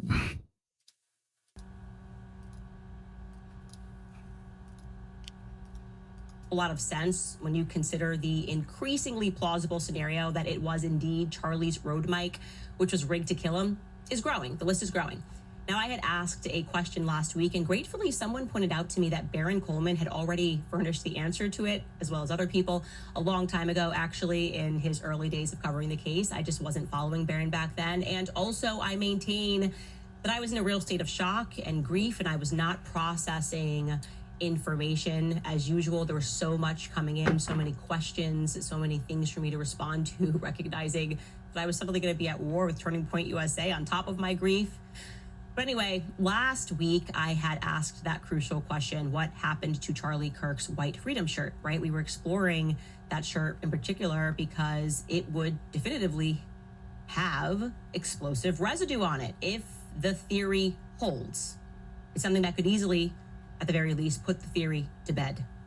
If our hypothesis is correct, then Charlie's shirt would actually be the biggest piece of evidence available, right? To those seeking to hide the fact that he was hit with an explosive, every place and item upon which the explosive residue may have landed would have to be either cleaned up or destroyed entirely, right? Like the soil. We covered this. Can we test it for explosive residue? Nope, we can't, because we learned that they took care of that soil. 10 inches of soil dug out immediately and repaved by Saturday. Charlie died on a Wednesday, and that soil was gone by Saturday. By Sunday, pavers were installed. Okay, forget that. What about the necklace? That's an obvious place. Well, nope, that was taken care of too, because the feds were looking for it for some unknown reason, as was Frank Turek, and it was then given to the widow, who now wears it around her neck. And who on earth would expect her to hand that over? It keeps her close to her husband. Okay, well, let's skip that, right? What about the handheld microphone? That's an obvious one. Surely we kept that one in evidence, right, Cash Patel? Oh, nope, sorry, the widow needed that for the Mar-a-Lago fundraiser. It's encased in some glass, and she is mourning beside it with photographers at her helm. It all seems a bit too convenient. But surely, we think, surely you are thinking, this can't be an inside job. All of that, keeping this, giving this to the widow, all of it could be fine potentially if we had Charlie's clothes. I mean, everybody knows you keep the clothes, right? Where is his shirt? It would hold the most evidence. Surely that made it to the hospital and is in the possession of the police, the feds, right? Right? Wrong. Because here's what happened to his shirt, according to Brian Harpole, who joined Sean Ryan for a car crash of an interview, for which I am being sued over. Here is what happened to Charlie's shirt, in case you missed it or forgot it like I did. Take a listen. We get to the hospital. Actually, we make it to the hospital through the traffic. We've got full wound pack in. We get out and we carry in to the door. Once we make it into the door, where we see a gurney on the left-hand side, we put him on a gurney, and then I wheel him into a room. I start giving the patient information to the staff there. I end up getting on top of him and cutting the shirt that he had on off, that white Freedom shirt. And so I cut it off so they could get to him, so that I didn't articulate this to them, but I wanted to get that stuff off so they could put a defibrillator on him. And so, and then started talking about pushing drugs. And so I was back and forth with them on drugs and defibrillator. And so then, once you get that cut. I think it's quite crazy, and I know Candace will touch on this, but like how Brian Harpole is like playing Grey's Anatomy in his head. We saw a gurney. We threw him on a gurney. We had to wheel him in. I jumped on top of him and cut his shirt off. Like, it's just kind of ridiculous sounding. Like, I feel like I'm in an episode of Grey's Anatomy. I also feel like it's kind of weird that he stated that like there's no way you're walking in there and you're like just on top of his gurney, like taking off his shirt. Dead ass. It sounds like he's super nervous actually answering this question. Doing weird signals, like not signals, but like things with his hands because he's nervous, where he's like playing with his fingers and like taking moments to like think before he talks because he wants to get the lie right. Like, it just doesn't feel authentic whatsoever. He says, I didn't articulate it to them. I just jumped on top of him and cut his shirt off so they could get to him. Yeah, and just assume that they would know that I'm meaning defibrillate him. This seems weird, huh? It feels ridiculous. It does give a little bit more context to be able to watch this back. Even though it's like switching from her outfits, it's just like all the clips of it in chronological order as she did it, Came to the conclusion of this. Right. It's kind of crazy. But Brian Harpole's a bitch, huh? Yeah, like I don't believe his alleged story. It just doesn't feel authentic. It doesn't feel real. I don't feel like I can trust the words that are coming out of his mouth. I mean, like, it's hard to trust people in general, but like this just feels so off. Yeah. It just seemed weird, like out of nowhere after all of this that he got an interview like that, you know?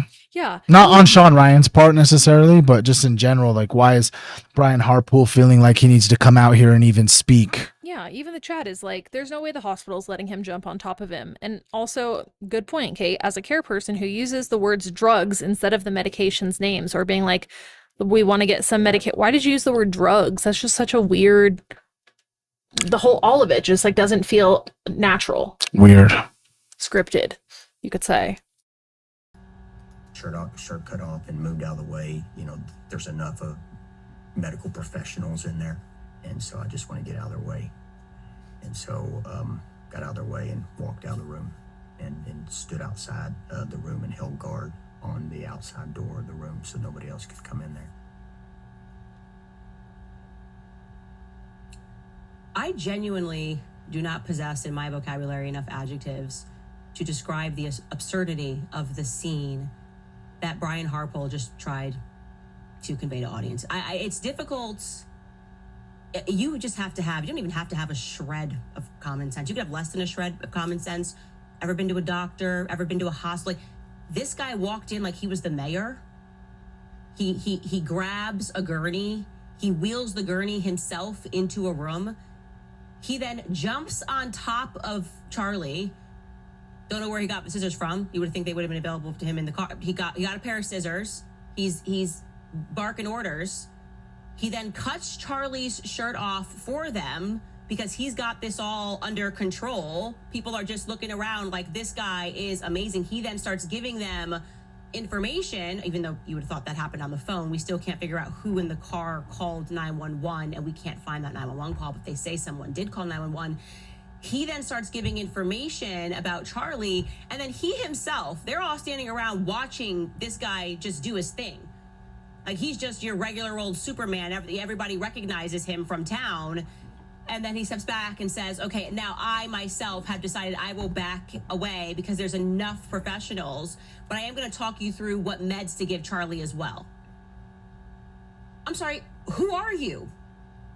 And then he wraps it up by saying, and then I decided to walk out of the room and just guard the door. Oh, they just let you do that at hospitals? I didn't know this was an emergency scene. I've never seen this. Not even when they fake killed Jeffrey Epstein did they come up with the story that's ridiculous. They at least showed him as soon as he got to the hospital, like, no, the medical professionals just like took over, obviously, because not even the people that are in the paramedics would be able to do this. You hand it over. You're now in the hospital, coming in through the emergency doors. They have an emergency setup, and not even the paramedics would be allowed to do what Brian Harpool, some random dude who they don't know from a hole in the wall, has just described to Sean Ryan that he did, no questions asked. And he cut his shirt off. That's the most crucial part. He jumped on top of him. He grabbed the gurney. He picked the room. Everyone was standing around going, wow, we'll just wait until he tells us there's enough of us. Because this guy's got it. This guy's really, really got it. Why don't we just perform surgery? What are we doing here? He did it because, I have the defibrillator. Oh, well, you told us now you're worried about Charlie's heartbeat because you told us that you didn't even do CPR. This was an 8-minute car ride.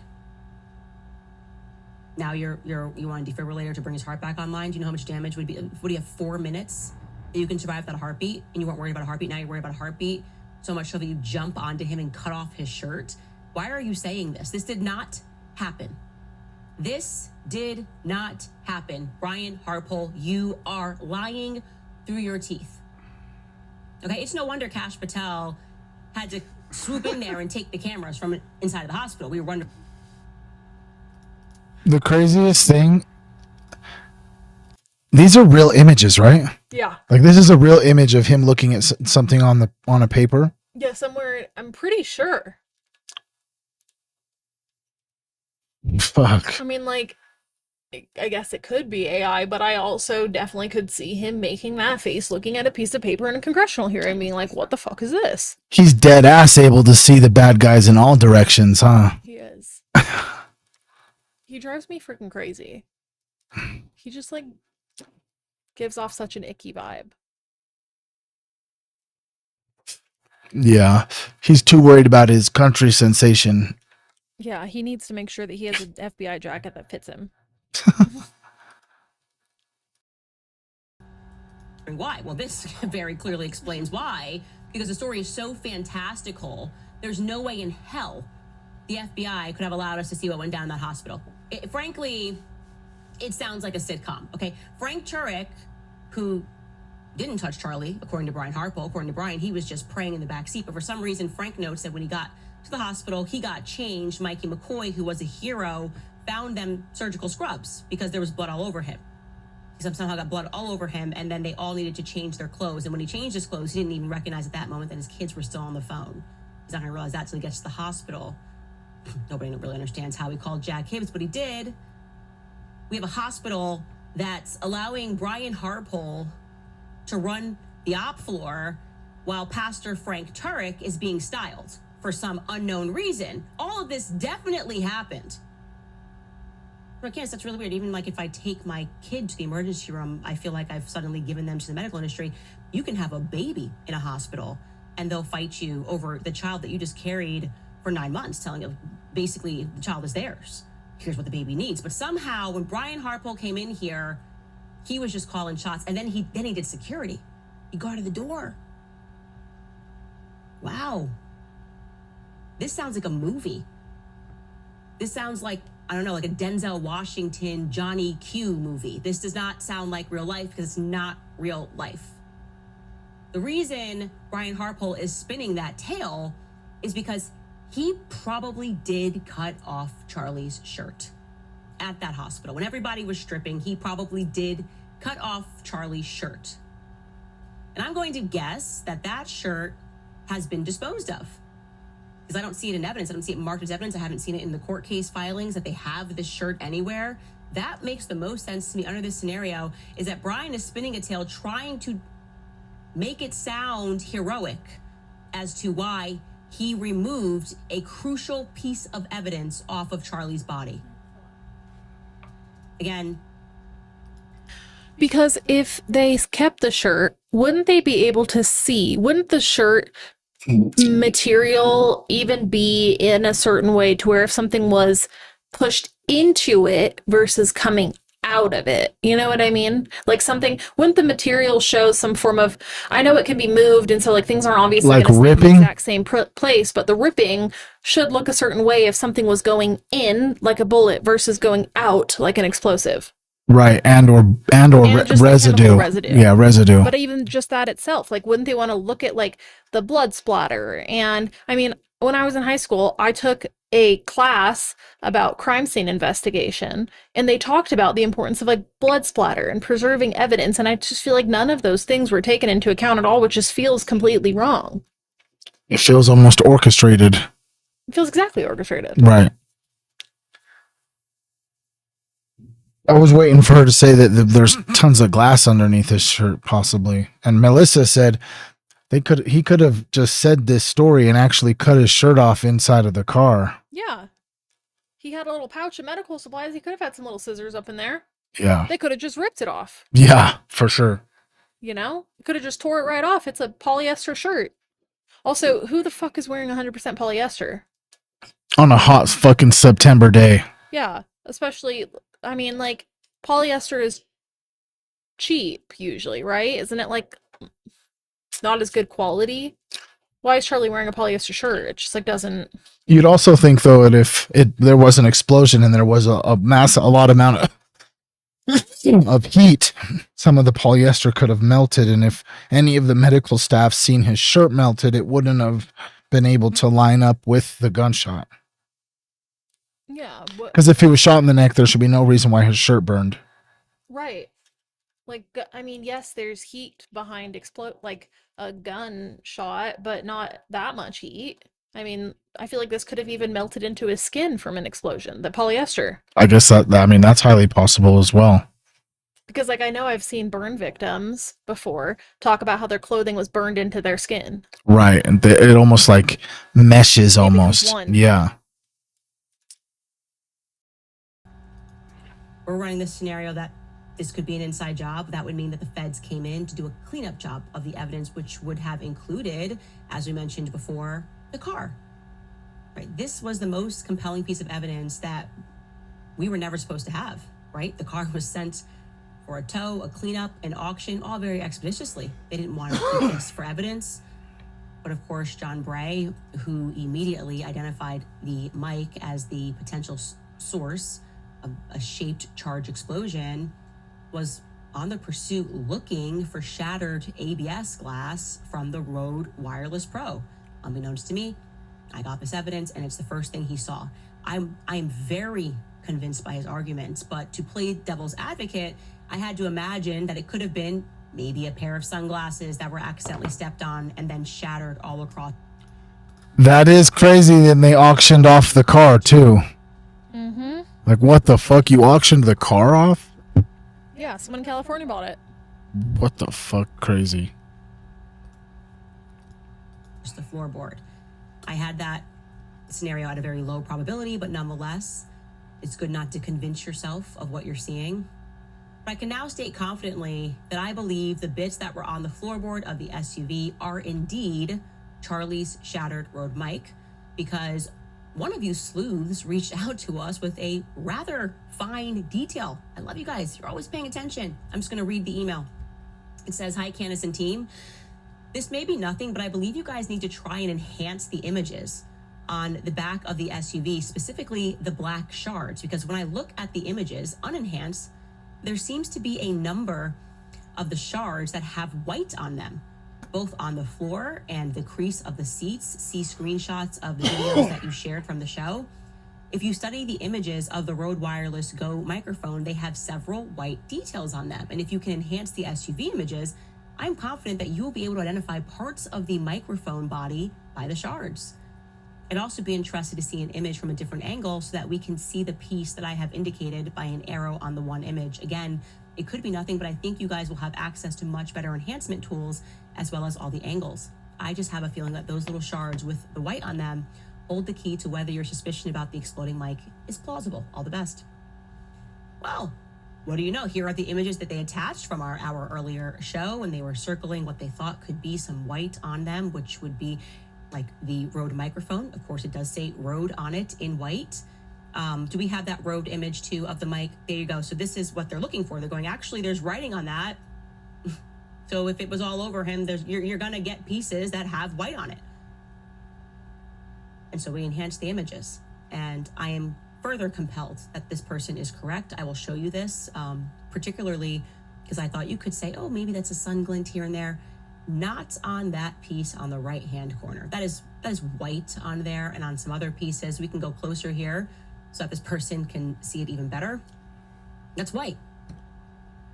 This is not someone's sunglasses that we are looking at. I can show you another more enhanced photos here, particularly that one in the right corner is just so obviously a piece of a shard of something, and I believe this is Charlie's Rode microphone. This person was on the money. There is white. There's predictable white, of course, on the edges. That sort of happens when you shatter glass in general. But I also wanted to show you guys these, hyper-focused pieces so that you could see that this person is definitively onto something. Now, I also want to show you, because there's a pocket of the internet for everything, a video of some guy on YouTube who just decided to break his Rode wireless mic for funsie. Nothing to do with the Charlie Kirk case. Not sure the context of this. Assuming this guy is super rich, because this is like $1,500 to purchase these things. But let's take a listen. I am basically going to destroy my Rode Wireless Pros. I still use these things and love them, but in my review, I talked about this candy mirror finish and how nothing sticks to it. Starts breaking it. You can see that's what it looks like is on the car floorboard. No kidding. Okay. Or very carefully getting under here, and I'm splintering glass bits all over the place. So at this point, I'm going to say it's safe to say don't do this at home. Also, it kind of makes sense that this is glass, because if you think about like iPhones, they have that glass backing for antennas and such. And so I guess that's where the antenna is on here. I don't know, but I'm guessing that's what's up. At the very least, now we get to see what's underneath a Rode Wireless Pro. That is what it looks like is on the floorboard of the vehicle that transported Charlie. That is a very solid and plausible theory, which I feel is now strengthened. Of course, beyond that, there is also the curious case of the witness tree. We covered this a little bit yesterday. The people who were first to speak to the media and set the narrative. They're the most crucial people. Some people call these people crisis actors, talking about what happened. So when people are looking for information, they stumble upon these people and they say, hey, Charlie's been hit in the chest, and we can describe to you how he was hit in the chest. That definitely happened. We showed you one student in particular, a young woman named Sarah Toole. But yesterday, the internet quickly discovered that after she gave her first testimony with Fox 13, to be honest, this one situation where these people saying this like right after he got Charlie Kirked actually has forever since I watched this when she first put this out. I kind of understood, but it really put into perspective of like almost every single person that even gets picked out to even go on the news that we found out through this investigation are like related to fucking Phil Lyman, like, yeah, like super Mormons or like politicians. Yeah, government people. They're all like cousins or nieces or daughters or whatever. It's weird. Weird. Straight up Central like casting. Central casting. claiming in detail, along with others, that he was shot in the chest. Suddenly, 51 minutes later, she went back onto camera with local media and completely changed her story. Here is her first interview to jog your memory. So basically, I heard a loud bang, which I figured a shot would be a little bit louder, but I just saw it hit him in the chest, and then all of a sudden just tons of blood gushing right out where his heart is, and then he like fell over and slumped down, and everybody got down and was screaming, and then we all ran. Can you describe just, did he appear to be moving afterward, or what? Not at all. I personally believe he was dead on impact. You heard the one shot. Were there multiple shots, or? Just one shot straight into Charlie Kirk, and that was it. And I think they got him. And did you see the person who fired the shot or anything like that? No, I just knew that it came to the right of me and went just directly into his heart. So I got a picture of him. Did you, what did you see as far as, I mean, was the crowd, how was the crowd reacting to him? I mean, he is somewhat known for being provocative, but what was going on beforehand? What was he talking about? So the first student got up and they were talking about religion, Mormonism, and Christianity, and the second student to get up was talking about transgenderism and how gun violence has been very frequent with that community, and that is when it happened. Pretty ironic. Right after, during, right on that topic. Yeah, it's when he got shot in the heart. There's 4 people that are in attendance. One of them is her mother. No one is disputing what she said. They were in the 4th row, and she says directly hit his heart, came from her right side. Okay, that's pretty descriptive. That's what she said at 1:17 p.m. But then just 50 minutes later, she gives another interview, and her story has changed. This is given at around 2:08 p.m. Take a listen. And then after that, they had another student step up to talk about transgenderism and the violence and gun violence that's been surrounding that recently. And that is when Charlie Kirk was shot. It was in the neck, and I watched the blood just spurt out all over his body as he slumped over and fell down. I believed that he was dead on impact, but it sounds like he is in critical condition. So big prayers going out to him, hoping that everything is okay. That is remarkable. That is remarkable. Directly to his heart, to now on the left side of his neck. But she wasn't done, because then she went big time. She spoke to ABC News, and this time her memory is just getting better and better. She's even able to confirm how many yards away the bullet was fired from, and it incredibly matches the distance to Losi Center. She becomes an expert in sound ballistics. Take a listen. So I was in the 4th row in the courtyard where Charlie Kirk was. I was a little to his left, and The shooter was to my right. So, and even if you were looking at Charlie Kirk from the front, the shooter was still to the right and just got him right in the neck, blood gushing everywhere. A friend of mine and I ran into the building and ran out the building. It's like the exit pathway, and just kept running, crossing streets, like just trying to get to safety. And so you think the shooter was to the right of you based on what you heard and what you saw? Yes, correct. Yeah, it went right into his left side, and the shooter was from my right, and even in the middle, it was still to the right. And I'm pretty sure you had somebody say this earlier, but I think it was about 200 yards away.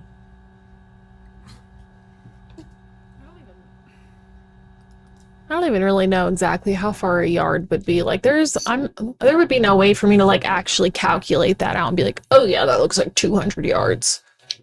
For real. I know how big a yard is, obviously, but like my depth perception, I'm not gonna be able to figure that out. I also think it's kind of weird that all of these different news stations interviewed the same person. Yeah. Like unless they're like I don't know, like super famous or public figure. It just feels odd. Yeah, I feel like dead ass she's definitely a central cast. Weird as shit. It was about 200. How? How did she know that? How does she now suddenly know that it hit him in the neck versus what she graphically described as it hitting him directly in the heart as she points center? What changed? In short, none of that makes any sense. It's hard to make sense of it outside of all of these mysterious pieces falling together when we examine the exploding Mike theory. Here's our update. It's good to organize this stuff and to take a look at it, our updated chart of everything magically falling into place when we consider this theory. Bomb dogs being kept away from the scene. Why the crime scene was immediately paved over and the soil was excavated. Why the feds were searching for Charlie Kirk's necklace. It explains why there appears to be shattered black ABS glass all over the SUV. Why there is no available footage or any eyewitness reports of someone seen firing a shot from a Lozy building, despite this being an active campus in the middle of the day. Why the feds did not conduct a standard gunshot residue test when Tyler Robinson was brought in. It explains why Terrell Farnsworth violated the crime scene to remove the back footage. It's almost like he got updated. Like, oh crap, it hit his neck. We got to pull that footage because we're going to need to like explain that. Why it didn't go, we got a 30-06. It explains why there was unusually no ambulance on standby. The paramedics would have likely seen that shattered glass from the road mic pieces and other evidence which would not have supported a gunshot to the neck. It explains why Erica was quick to forgive Tyler Robinson. It explains why Brian Harpole cut off Charlie's shirt in a scene described by him, which definitively did not happen. And if it did happen, this hospital should be shut down. If that scene did happen, this hospital is insecure and it should be shut down. That is not a safe place to take anybody. If randos can run in and start directing doctors and jump on top of people and cut off their shirts and decide to perform security on rooms, then this hospital, Timpanogos, should be shut down. That's my perspective. Lastly, it explains, as we just showed you, why multiple front row witnesses wrongly claimed that Charlie was shot in the chest before changing their testimony, unusually. Okay, I have to tell you, crowdsourcing to solve a globally consequential murder, this might be the first time it's ever been done in the history of the world, but it should not be the last time. Check out this email that we got yesterday in response to our show. Kate, you're right. She said that, like, when you experience trauma, your memory becomes like clearer. You know what I'm saying? Like thinking about that same thing, especially right after something like that, you would be traumatized seeing somebody get shot in the neck.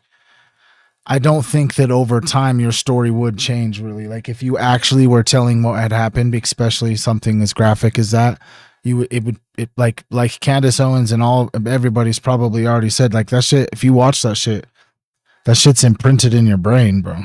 Yeah. I mean, I didn't even see it in person. I saw a video.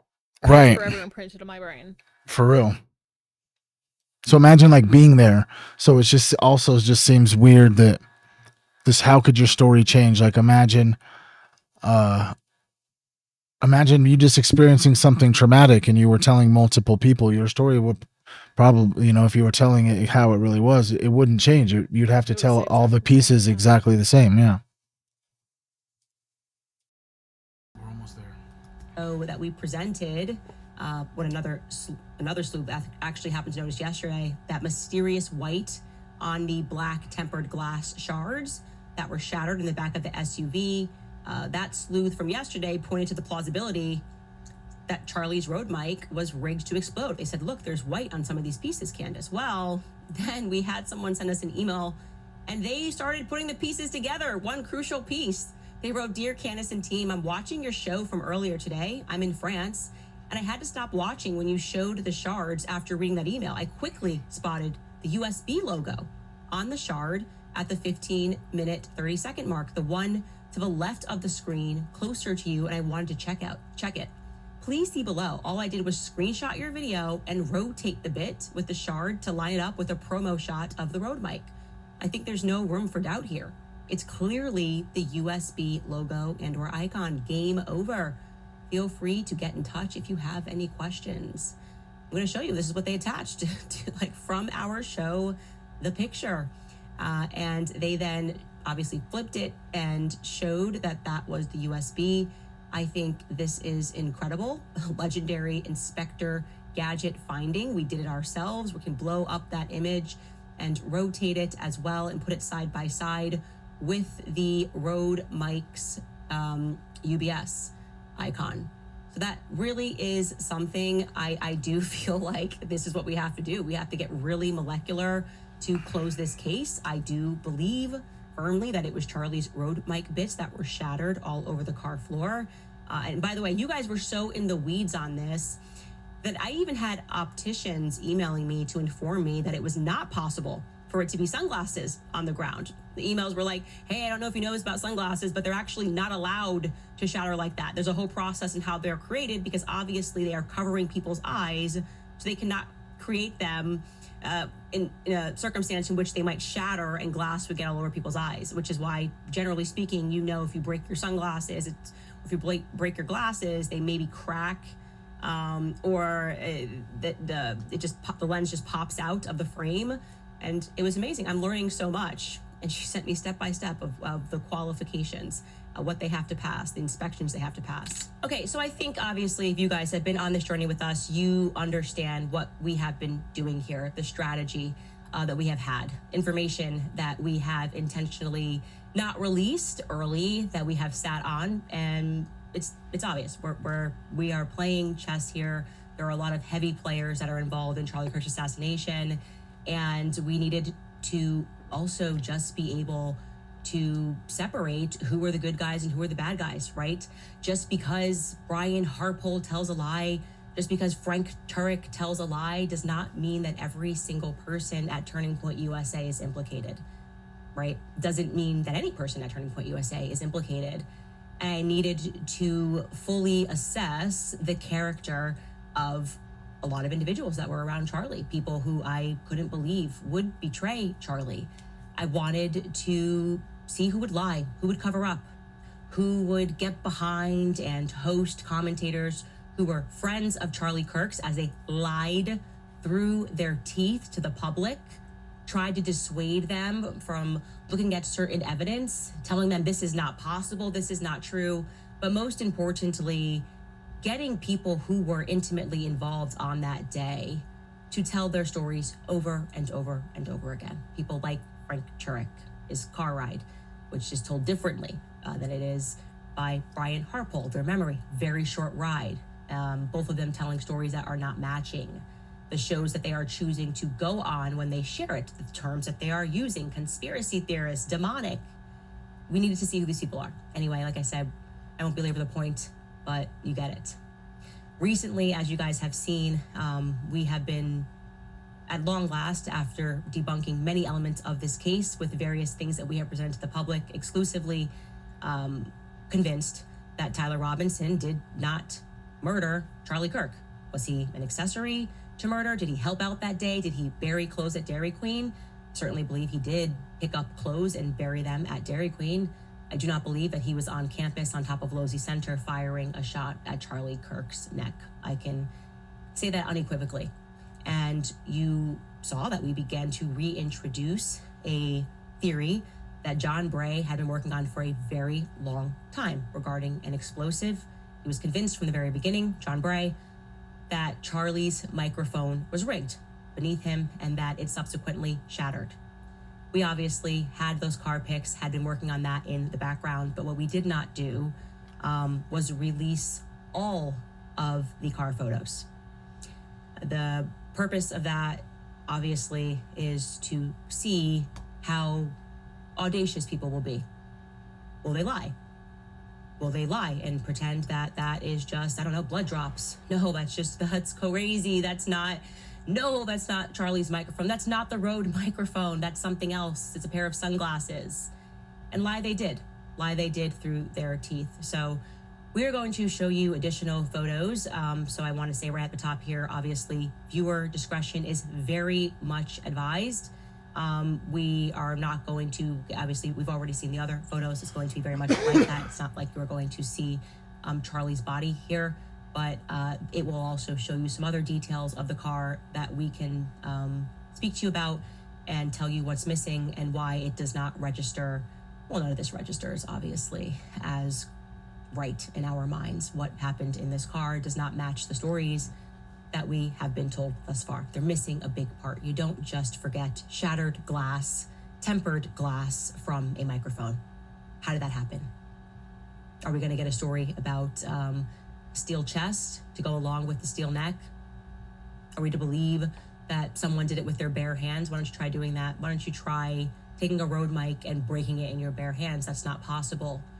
Nobody's story told anything about even lifting Charlie's shirt, how that microphone could have broken, and we are now going to put the full pressure on them to do just that. So we're going to take you through a total of 4 additional photos, and then we will give you the close-up. We can now say confidently that there is black, tempered, shatter, glass all over the car, where Charlie's chest region would have been, according to the story that Frank Turek and Brian Harpole told. So here we go. Let's go through these slowly, and we will start asking questions. So you again see in this photo the Uber bag with the blood on it in the back seat, which I believe was most likely used to wipe hands afterwards, maybe perhaps getting out of the car. I think it's likely, given where Frank Turek was sitting, that is him. But I do want to also point out this hanger to you. Another piece of information that we have had is that Charlie had his sports coat, his jacket, if you will. You'll remember that he gave an interview, which was quite mysterious in my opinion. He went to Salt Lake City and he gave an interview to Restaurantology, I think was the name of the company, before he drove to Provo for this event. And so he had a jacket that he did not wear. Obviously, he was in a t-shirt that stayed in the car. I can tell you that that jacket was returned to his security and made it back to Erica's apartment with blood still on it. It was not collected into evidence. That is an important piece for me to share with you, because the question that it leaves is why?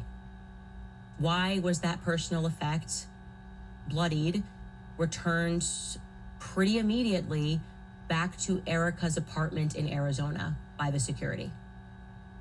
And again, the reason why I will say that is an important detail is because the story that Frank Turek tells us is he changed in part because he didn't want Erica to see him bloodied. So are we to believe that they did want to hand him a bloody jacket, hand her a bloody jacket of Charlie's?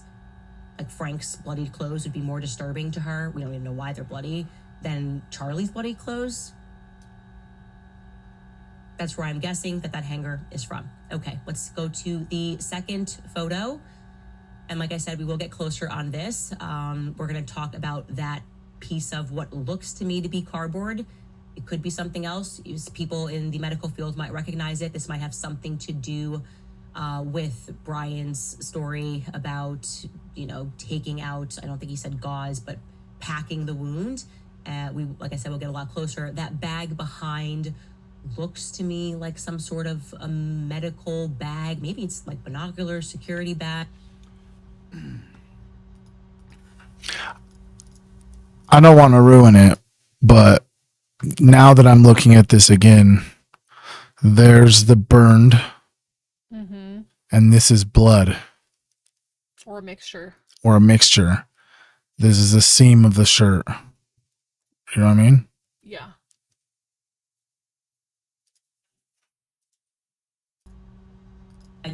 Something on the go in the comments. You guys can write to us, and this is, like I said, it's going to be an open episode. We want you to share with us anything that you recognize that you are seeing in that photos, but we could not identify what that brand was in the background. We've looked up different binocular brands, and not saying it's anything nefarious, but we would like to identify what that item is. Like I said, we'll get closer. Next photo that we can show you is, I don't know if you can see that clearly on your screen, but in the middle there is just full, shattered, tempered glass. There's no mistaking it. There is no question mark. That is what is in the middle of that car. We will get close on that as well so you can see it. John Bray was telling the truth. And many, many, many people, those who Charlie put on stage and whose careers Charlie built, were lying to you. They were lying to you. They were calling this a conspiracy. It is not a conspiracy. It is not a conspiracy at all that there is tempered, shattered glass with white bits all over the center of this car and into the back seat. So the stories Frank and Brian Harpole have told to the public, for some reason, don't include this. We were told only his neck was being addressed. It got right to work. He got right to work. Frank was praying in the back seat. They had about 6 minutes on the clock, weaving through traffic at 40, 60, 100 miles per hour for a ride that Google Maps says is 8 minutes away. And again, if you're able to hit those speeds, it means that you were not stuck in traffic. Why is this detail missing? Let's go to the next photo. That is just, once we get closer, you'll see, I'm just wondering what's under that mat. It looks to me like something that's foil, potentially. And when we get super close on it, you'll be able to see the color of it. And my guess there is that that's going to be something that was in the medical bag, but someone in the comments will recognize it. Let's get into these closer images. Okay, so this particular piece, at first glance, I thought it could be the Uber bag. But then I sort of also thought that it looks to me like it was a lot thicker. And I'm referring to what looks like a piece of cardboard there. It's also separate from the bag, entirely separate from the rest of the bag. And when we look at the bag, it doesn't look like it was ripped into small bits. The whole bags seem to be together. And it just stood out to me because it almost looked like, it reminded me just visually, what I feel like I'm looking at is like when you burn the edges of a cardboard. I was sort of referencing that when I was a kid and we didn't have lighters. I used to just like grab a box and go to the gas stove and light that on fire and then light the candle and then blow it out. And that just is what it sort of looks like to me. Our team also posited that maybe it just looks that way because it could just be heavy blood, or, by the way, it could be something that people in the medical community will recognize. That's a standard, paper brown color, so to speak, cardboard color, so to speak. So it obviously has blood on it. It looks thicker to me. The way that it's sitting just looks thicker to me. But of course, I could be wrong. We're just allowing you guys to weigh in on that, like what that could be, why that would be separated from the bag, which, while it is damaged, the two bags, the Uber bags are together and on the other side and not that drenched. They look more like, again, like somebody sort of wiped their hands very quickly because they didn't have paper towels, not really having that drenching, and none of the ends of the paper bag look like that. So that's a point of curiosity for us. If we can get to that bag, do we have the close-up of the bag? yeah, that's as I think about as close as we can get to that black bag in the back there. And like I said, yeah, someone in the comments said shirt, maybe. That's funny you say that because somebody literally just said that to us in our marketing department. Said that looks like a shirt. That's the first thing he said. But I'm wondering what a shirt, I mean, it's interesting, but does it look necessarily like a white shirt? Again, all open source investigation. Want to share this with you so everybody is able to have this at home. And if anybody recognizes that in the back, and Ash, I'm sure you're monitoring the comments. If we see anything, somebody saying, why is it burnt? I don't know if it is burnt. My eyes just looking at it would describe that as a burnt cardboard piece, thicker in measure, so to speak, but it could also be something that is totally benign and looks that way for some specific reason that makes sense. It's burnt car. Oh, someone is saying that in the back of that could be a taser. I thought that too. I tried to look up taser brands because that would be something that I thought for a second, because I did remember that Rick Cutler had something on his back when he was running in there, and I thought it would make sense that he would just throw it off so that he could sit more properly, but it didn't match what Rick Cutler had on him. So interesting. People in the comments, Skylar is saying, is that it could be a pulse force. What'd you say, for O2? Okay, I like that. We did think it could be more medical standard that somebody has on them. I'd like to identify the brand. We've got every country in the world watching this. Somebody is going to recognize this. It's just so crazy, like how much evidence they didn't actually take, bro. How in the fuck did that car get auctioned off, bro? What about all the stuff that's inside of the car? Why wasn't that taken as evidence? Why was Erica Kirk given the bloody mic and his bloody jacket? Why was she given the necklace? All of that stuff is evidence. This was a murder case, correct? I mean, I'm true, right?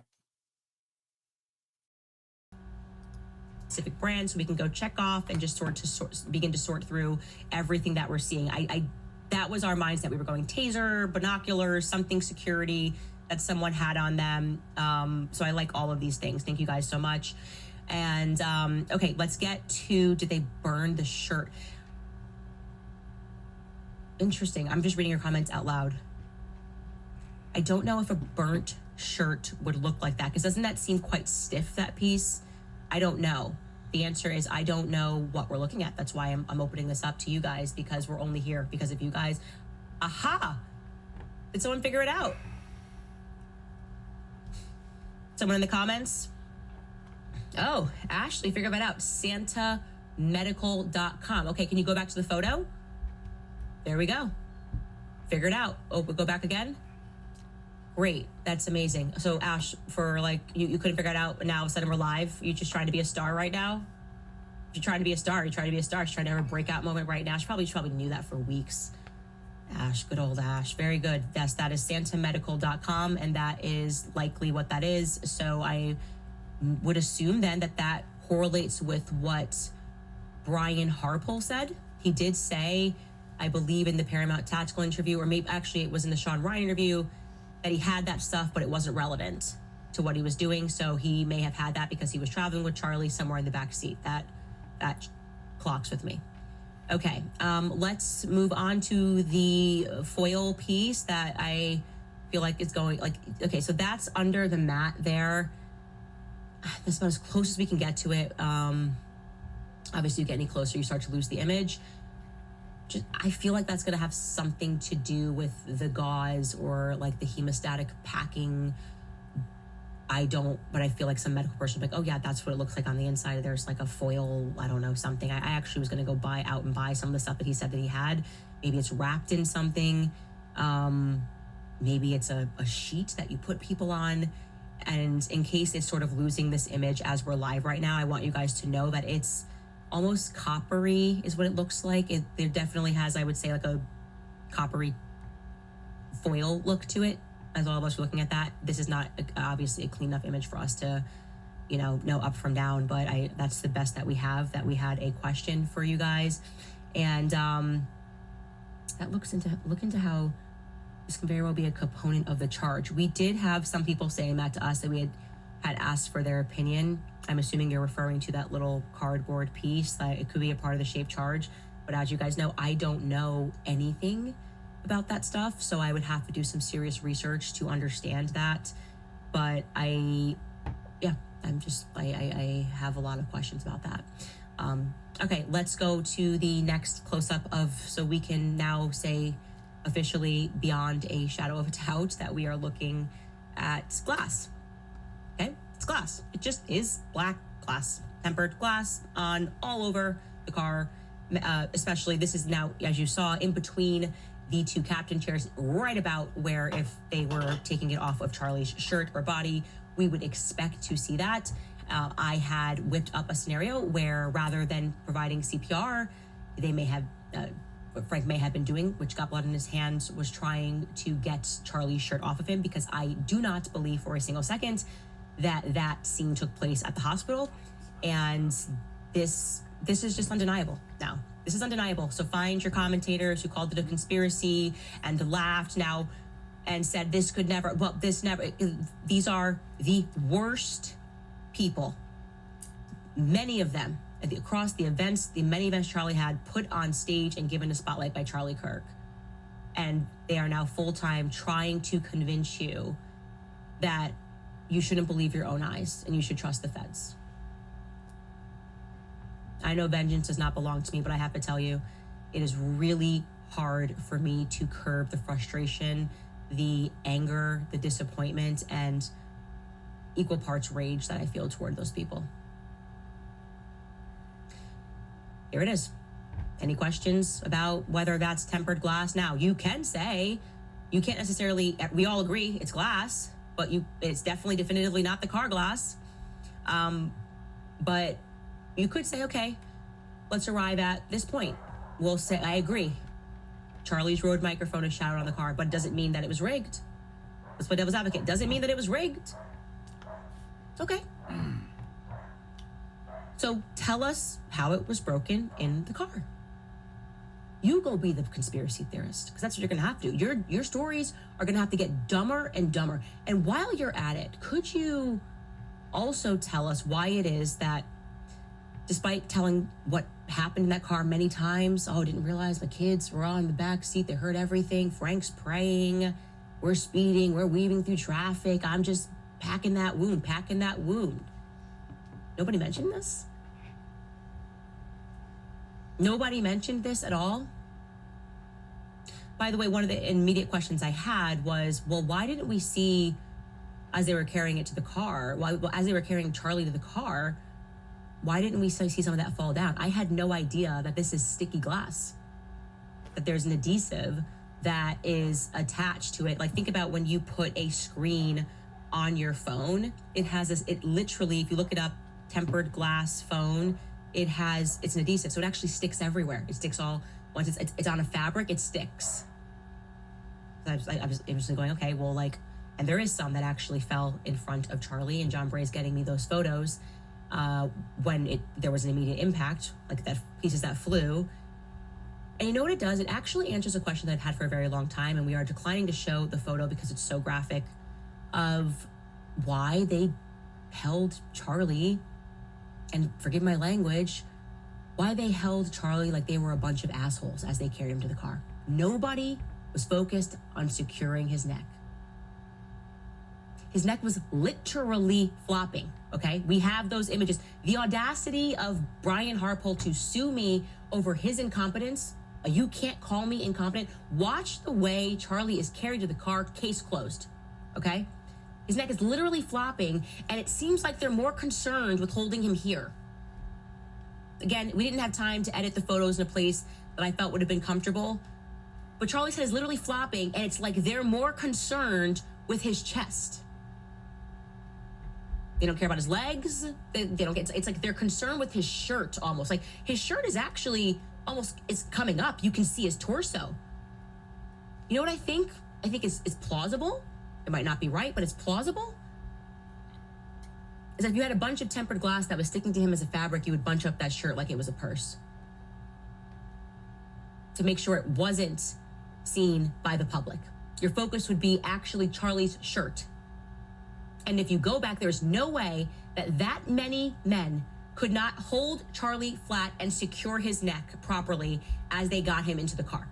That does not make sense. You know it does not make sense. Big bad security, $1 million of years being spent on the security apparatus, and you guys can't hold him flat? And this?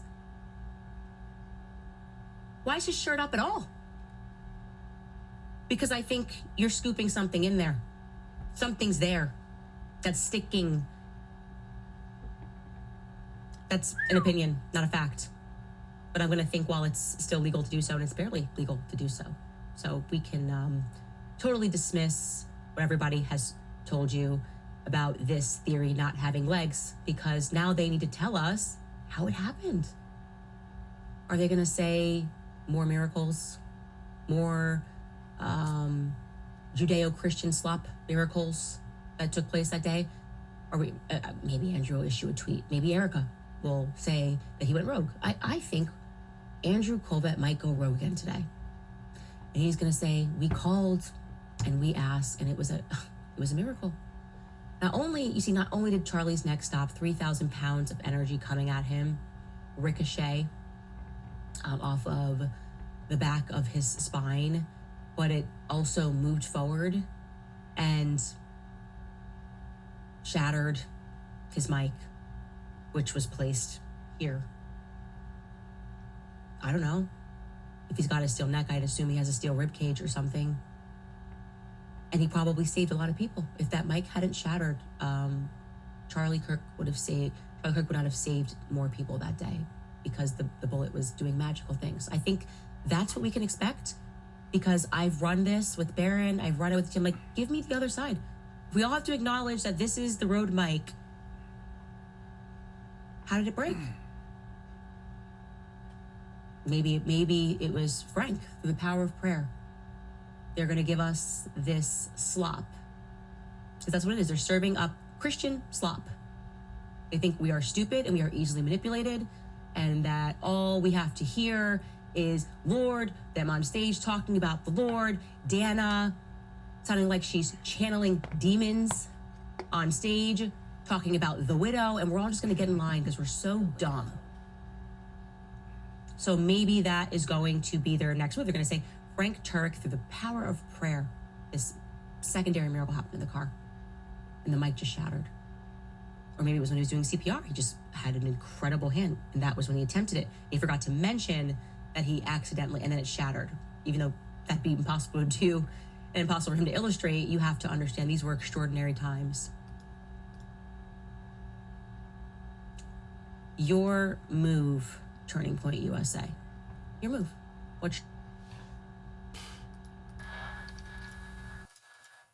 The whole shit's kind of crazy, huh? Yeah, not trying to be biased or anything. I mean, I have watched Candace from the beginning with all of this. I mean, even prior to this, I was watching Candace. But I just feel like I have to believe my own eyes in this sense. And when you're looking at both sides of the 30-06 and the exploding mic, I'm hearing and seeing a lot more facts and statistics and image evidence compared to this other one. So like, what am I going to believe, you know? Right, the one that has more evidence to provide more information for you to gather the conclusion, because what's being offered to us from the other side is Tyler Robinson shot. I mean, if Tyler Robinson shot Charlie Kirk, then what's up with this like 4K footage that they all lied about seeing that never was shown and all of that stuff? Like, why even do all of that stuff if they have a closed case, you know? Yeah, I mean, it's bullshit. It is bullshit. All right, guys. Oh yeah, one more thing.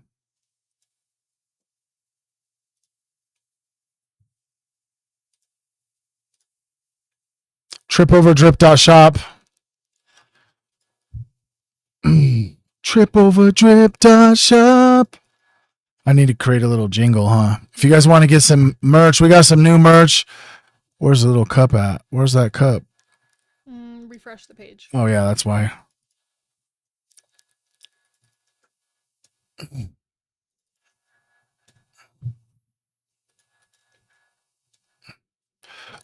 is the cup back? There it is. Boom. Look at the new coffee cup, dude. Hey. That new coffee cup, dude. Tripoverdrip. Pretty sick. It is pretty sick, huh? It's pretty dope. Shout out to you. You did this one all by yourself. Yeah. He always says the merch is me. He does merch too. And then we got some divine masculine, divine feminine. That's the newest stuff. There is some. I think you said you had some like cozy sets for girls. You're going to be working on. Yes. They're more of like so my goal for one is to find 100% cotton, and I have located some of just like cute sets that I want to do of like with maybe some like whimsical vibes of like some flowers, or I don't know, I'm a girl, so I want some cute girly sets. And then I think I'm going to come up with 2 tie-dye designs, 2 separate ones, and then we're going to do like a limited edition of 10 of each one. Doesn't matter. There won't be like 10 smalls or whatever. It'll be like 10 total for some custom tie-dye Tripoverdrip stuff. Maybe some signatures or something on them. I don't know. But yeah. So I just want to let all of you guys know we appreciate all of you guys showing up, showing out. They can't see me on Facebook. Facebook, we're right here. We have 0 people in Facebook anyways, is what it says. It could always be lying though, as I'm just picking my nose, huh? We love you. I hope you guys have a blessed ass weekend.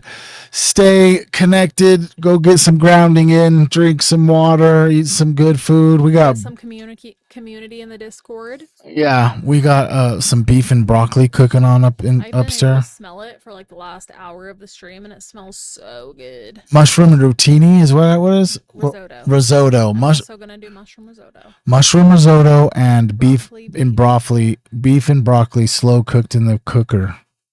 Pretty gas. All right, guys, we love you so much. Peace out, dude.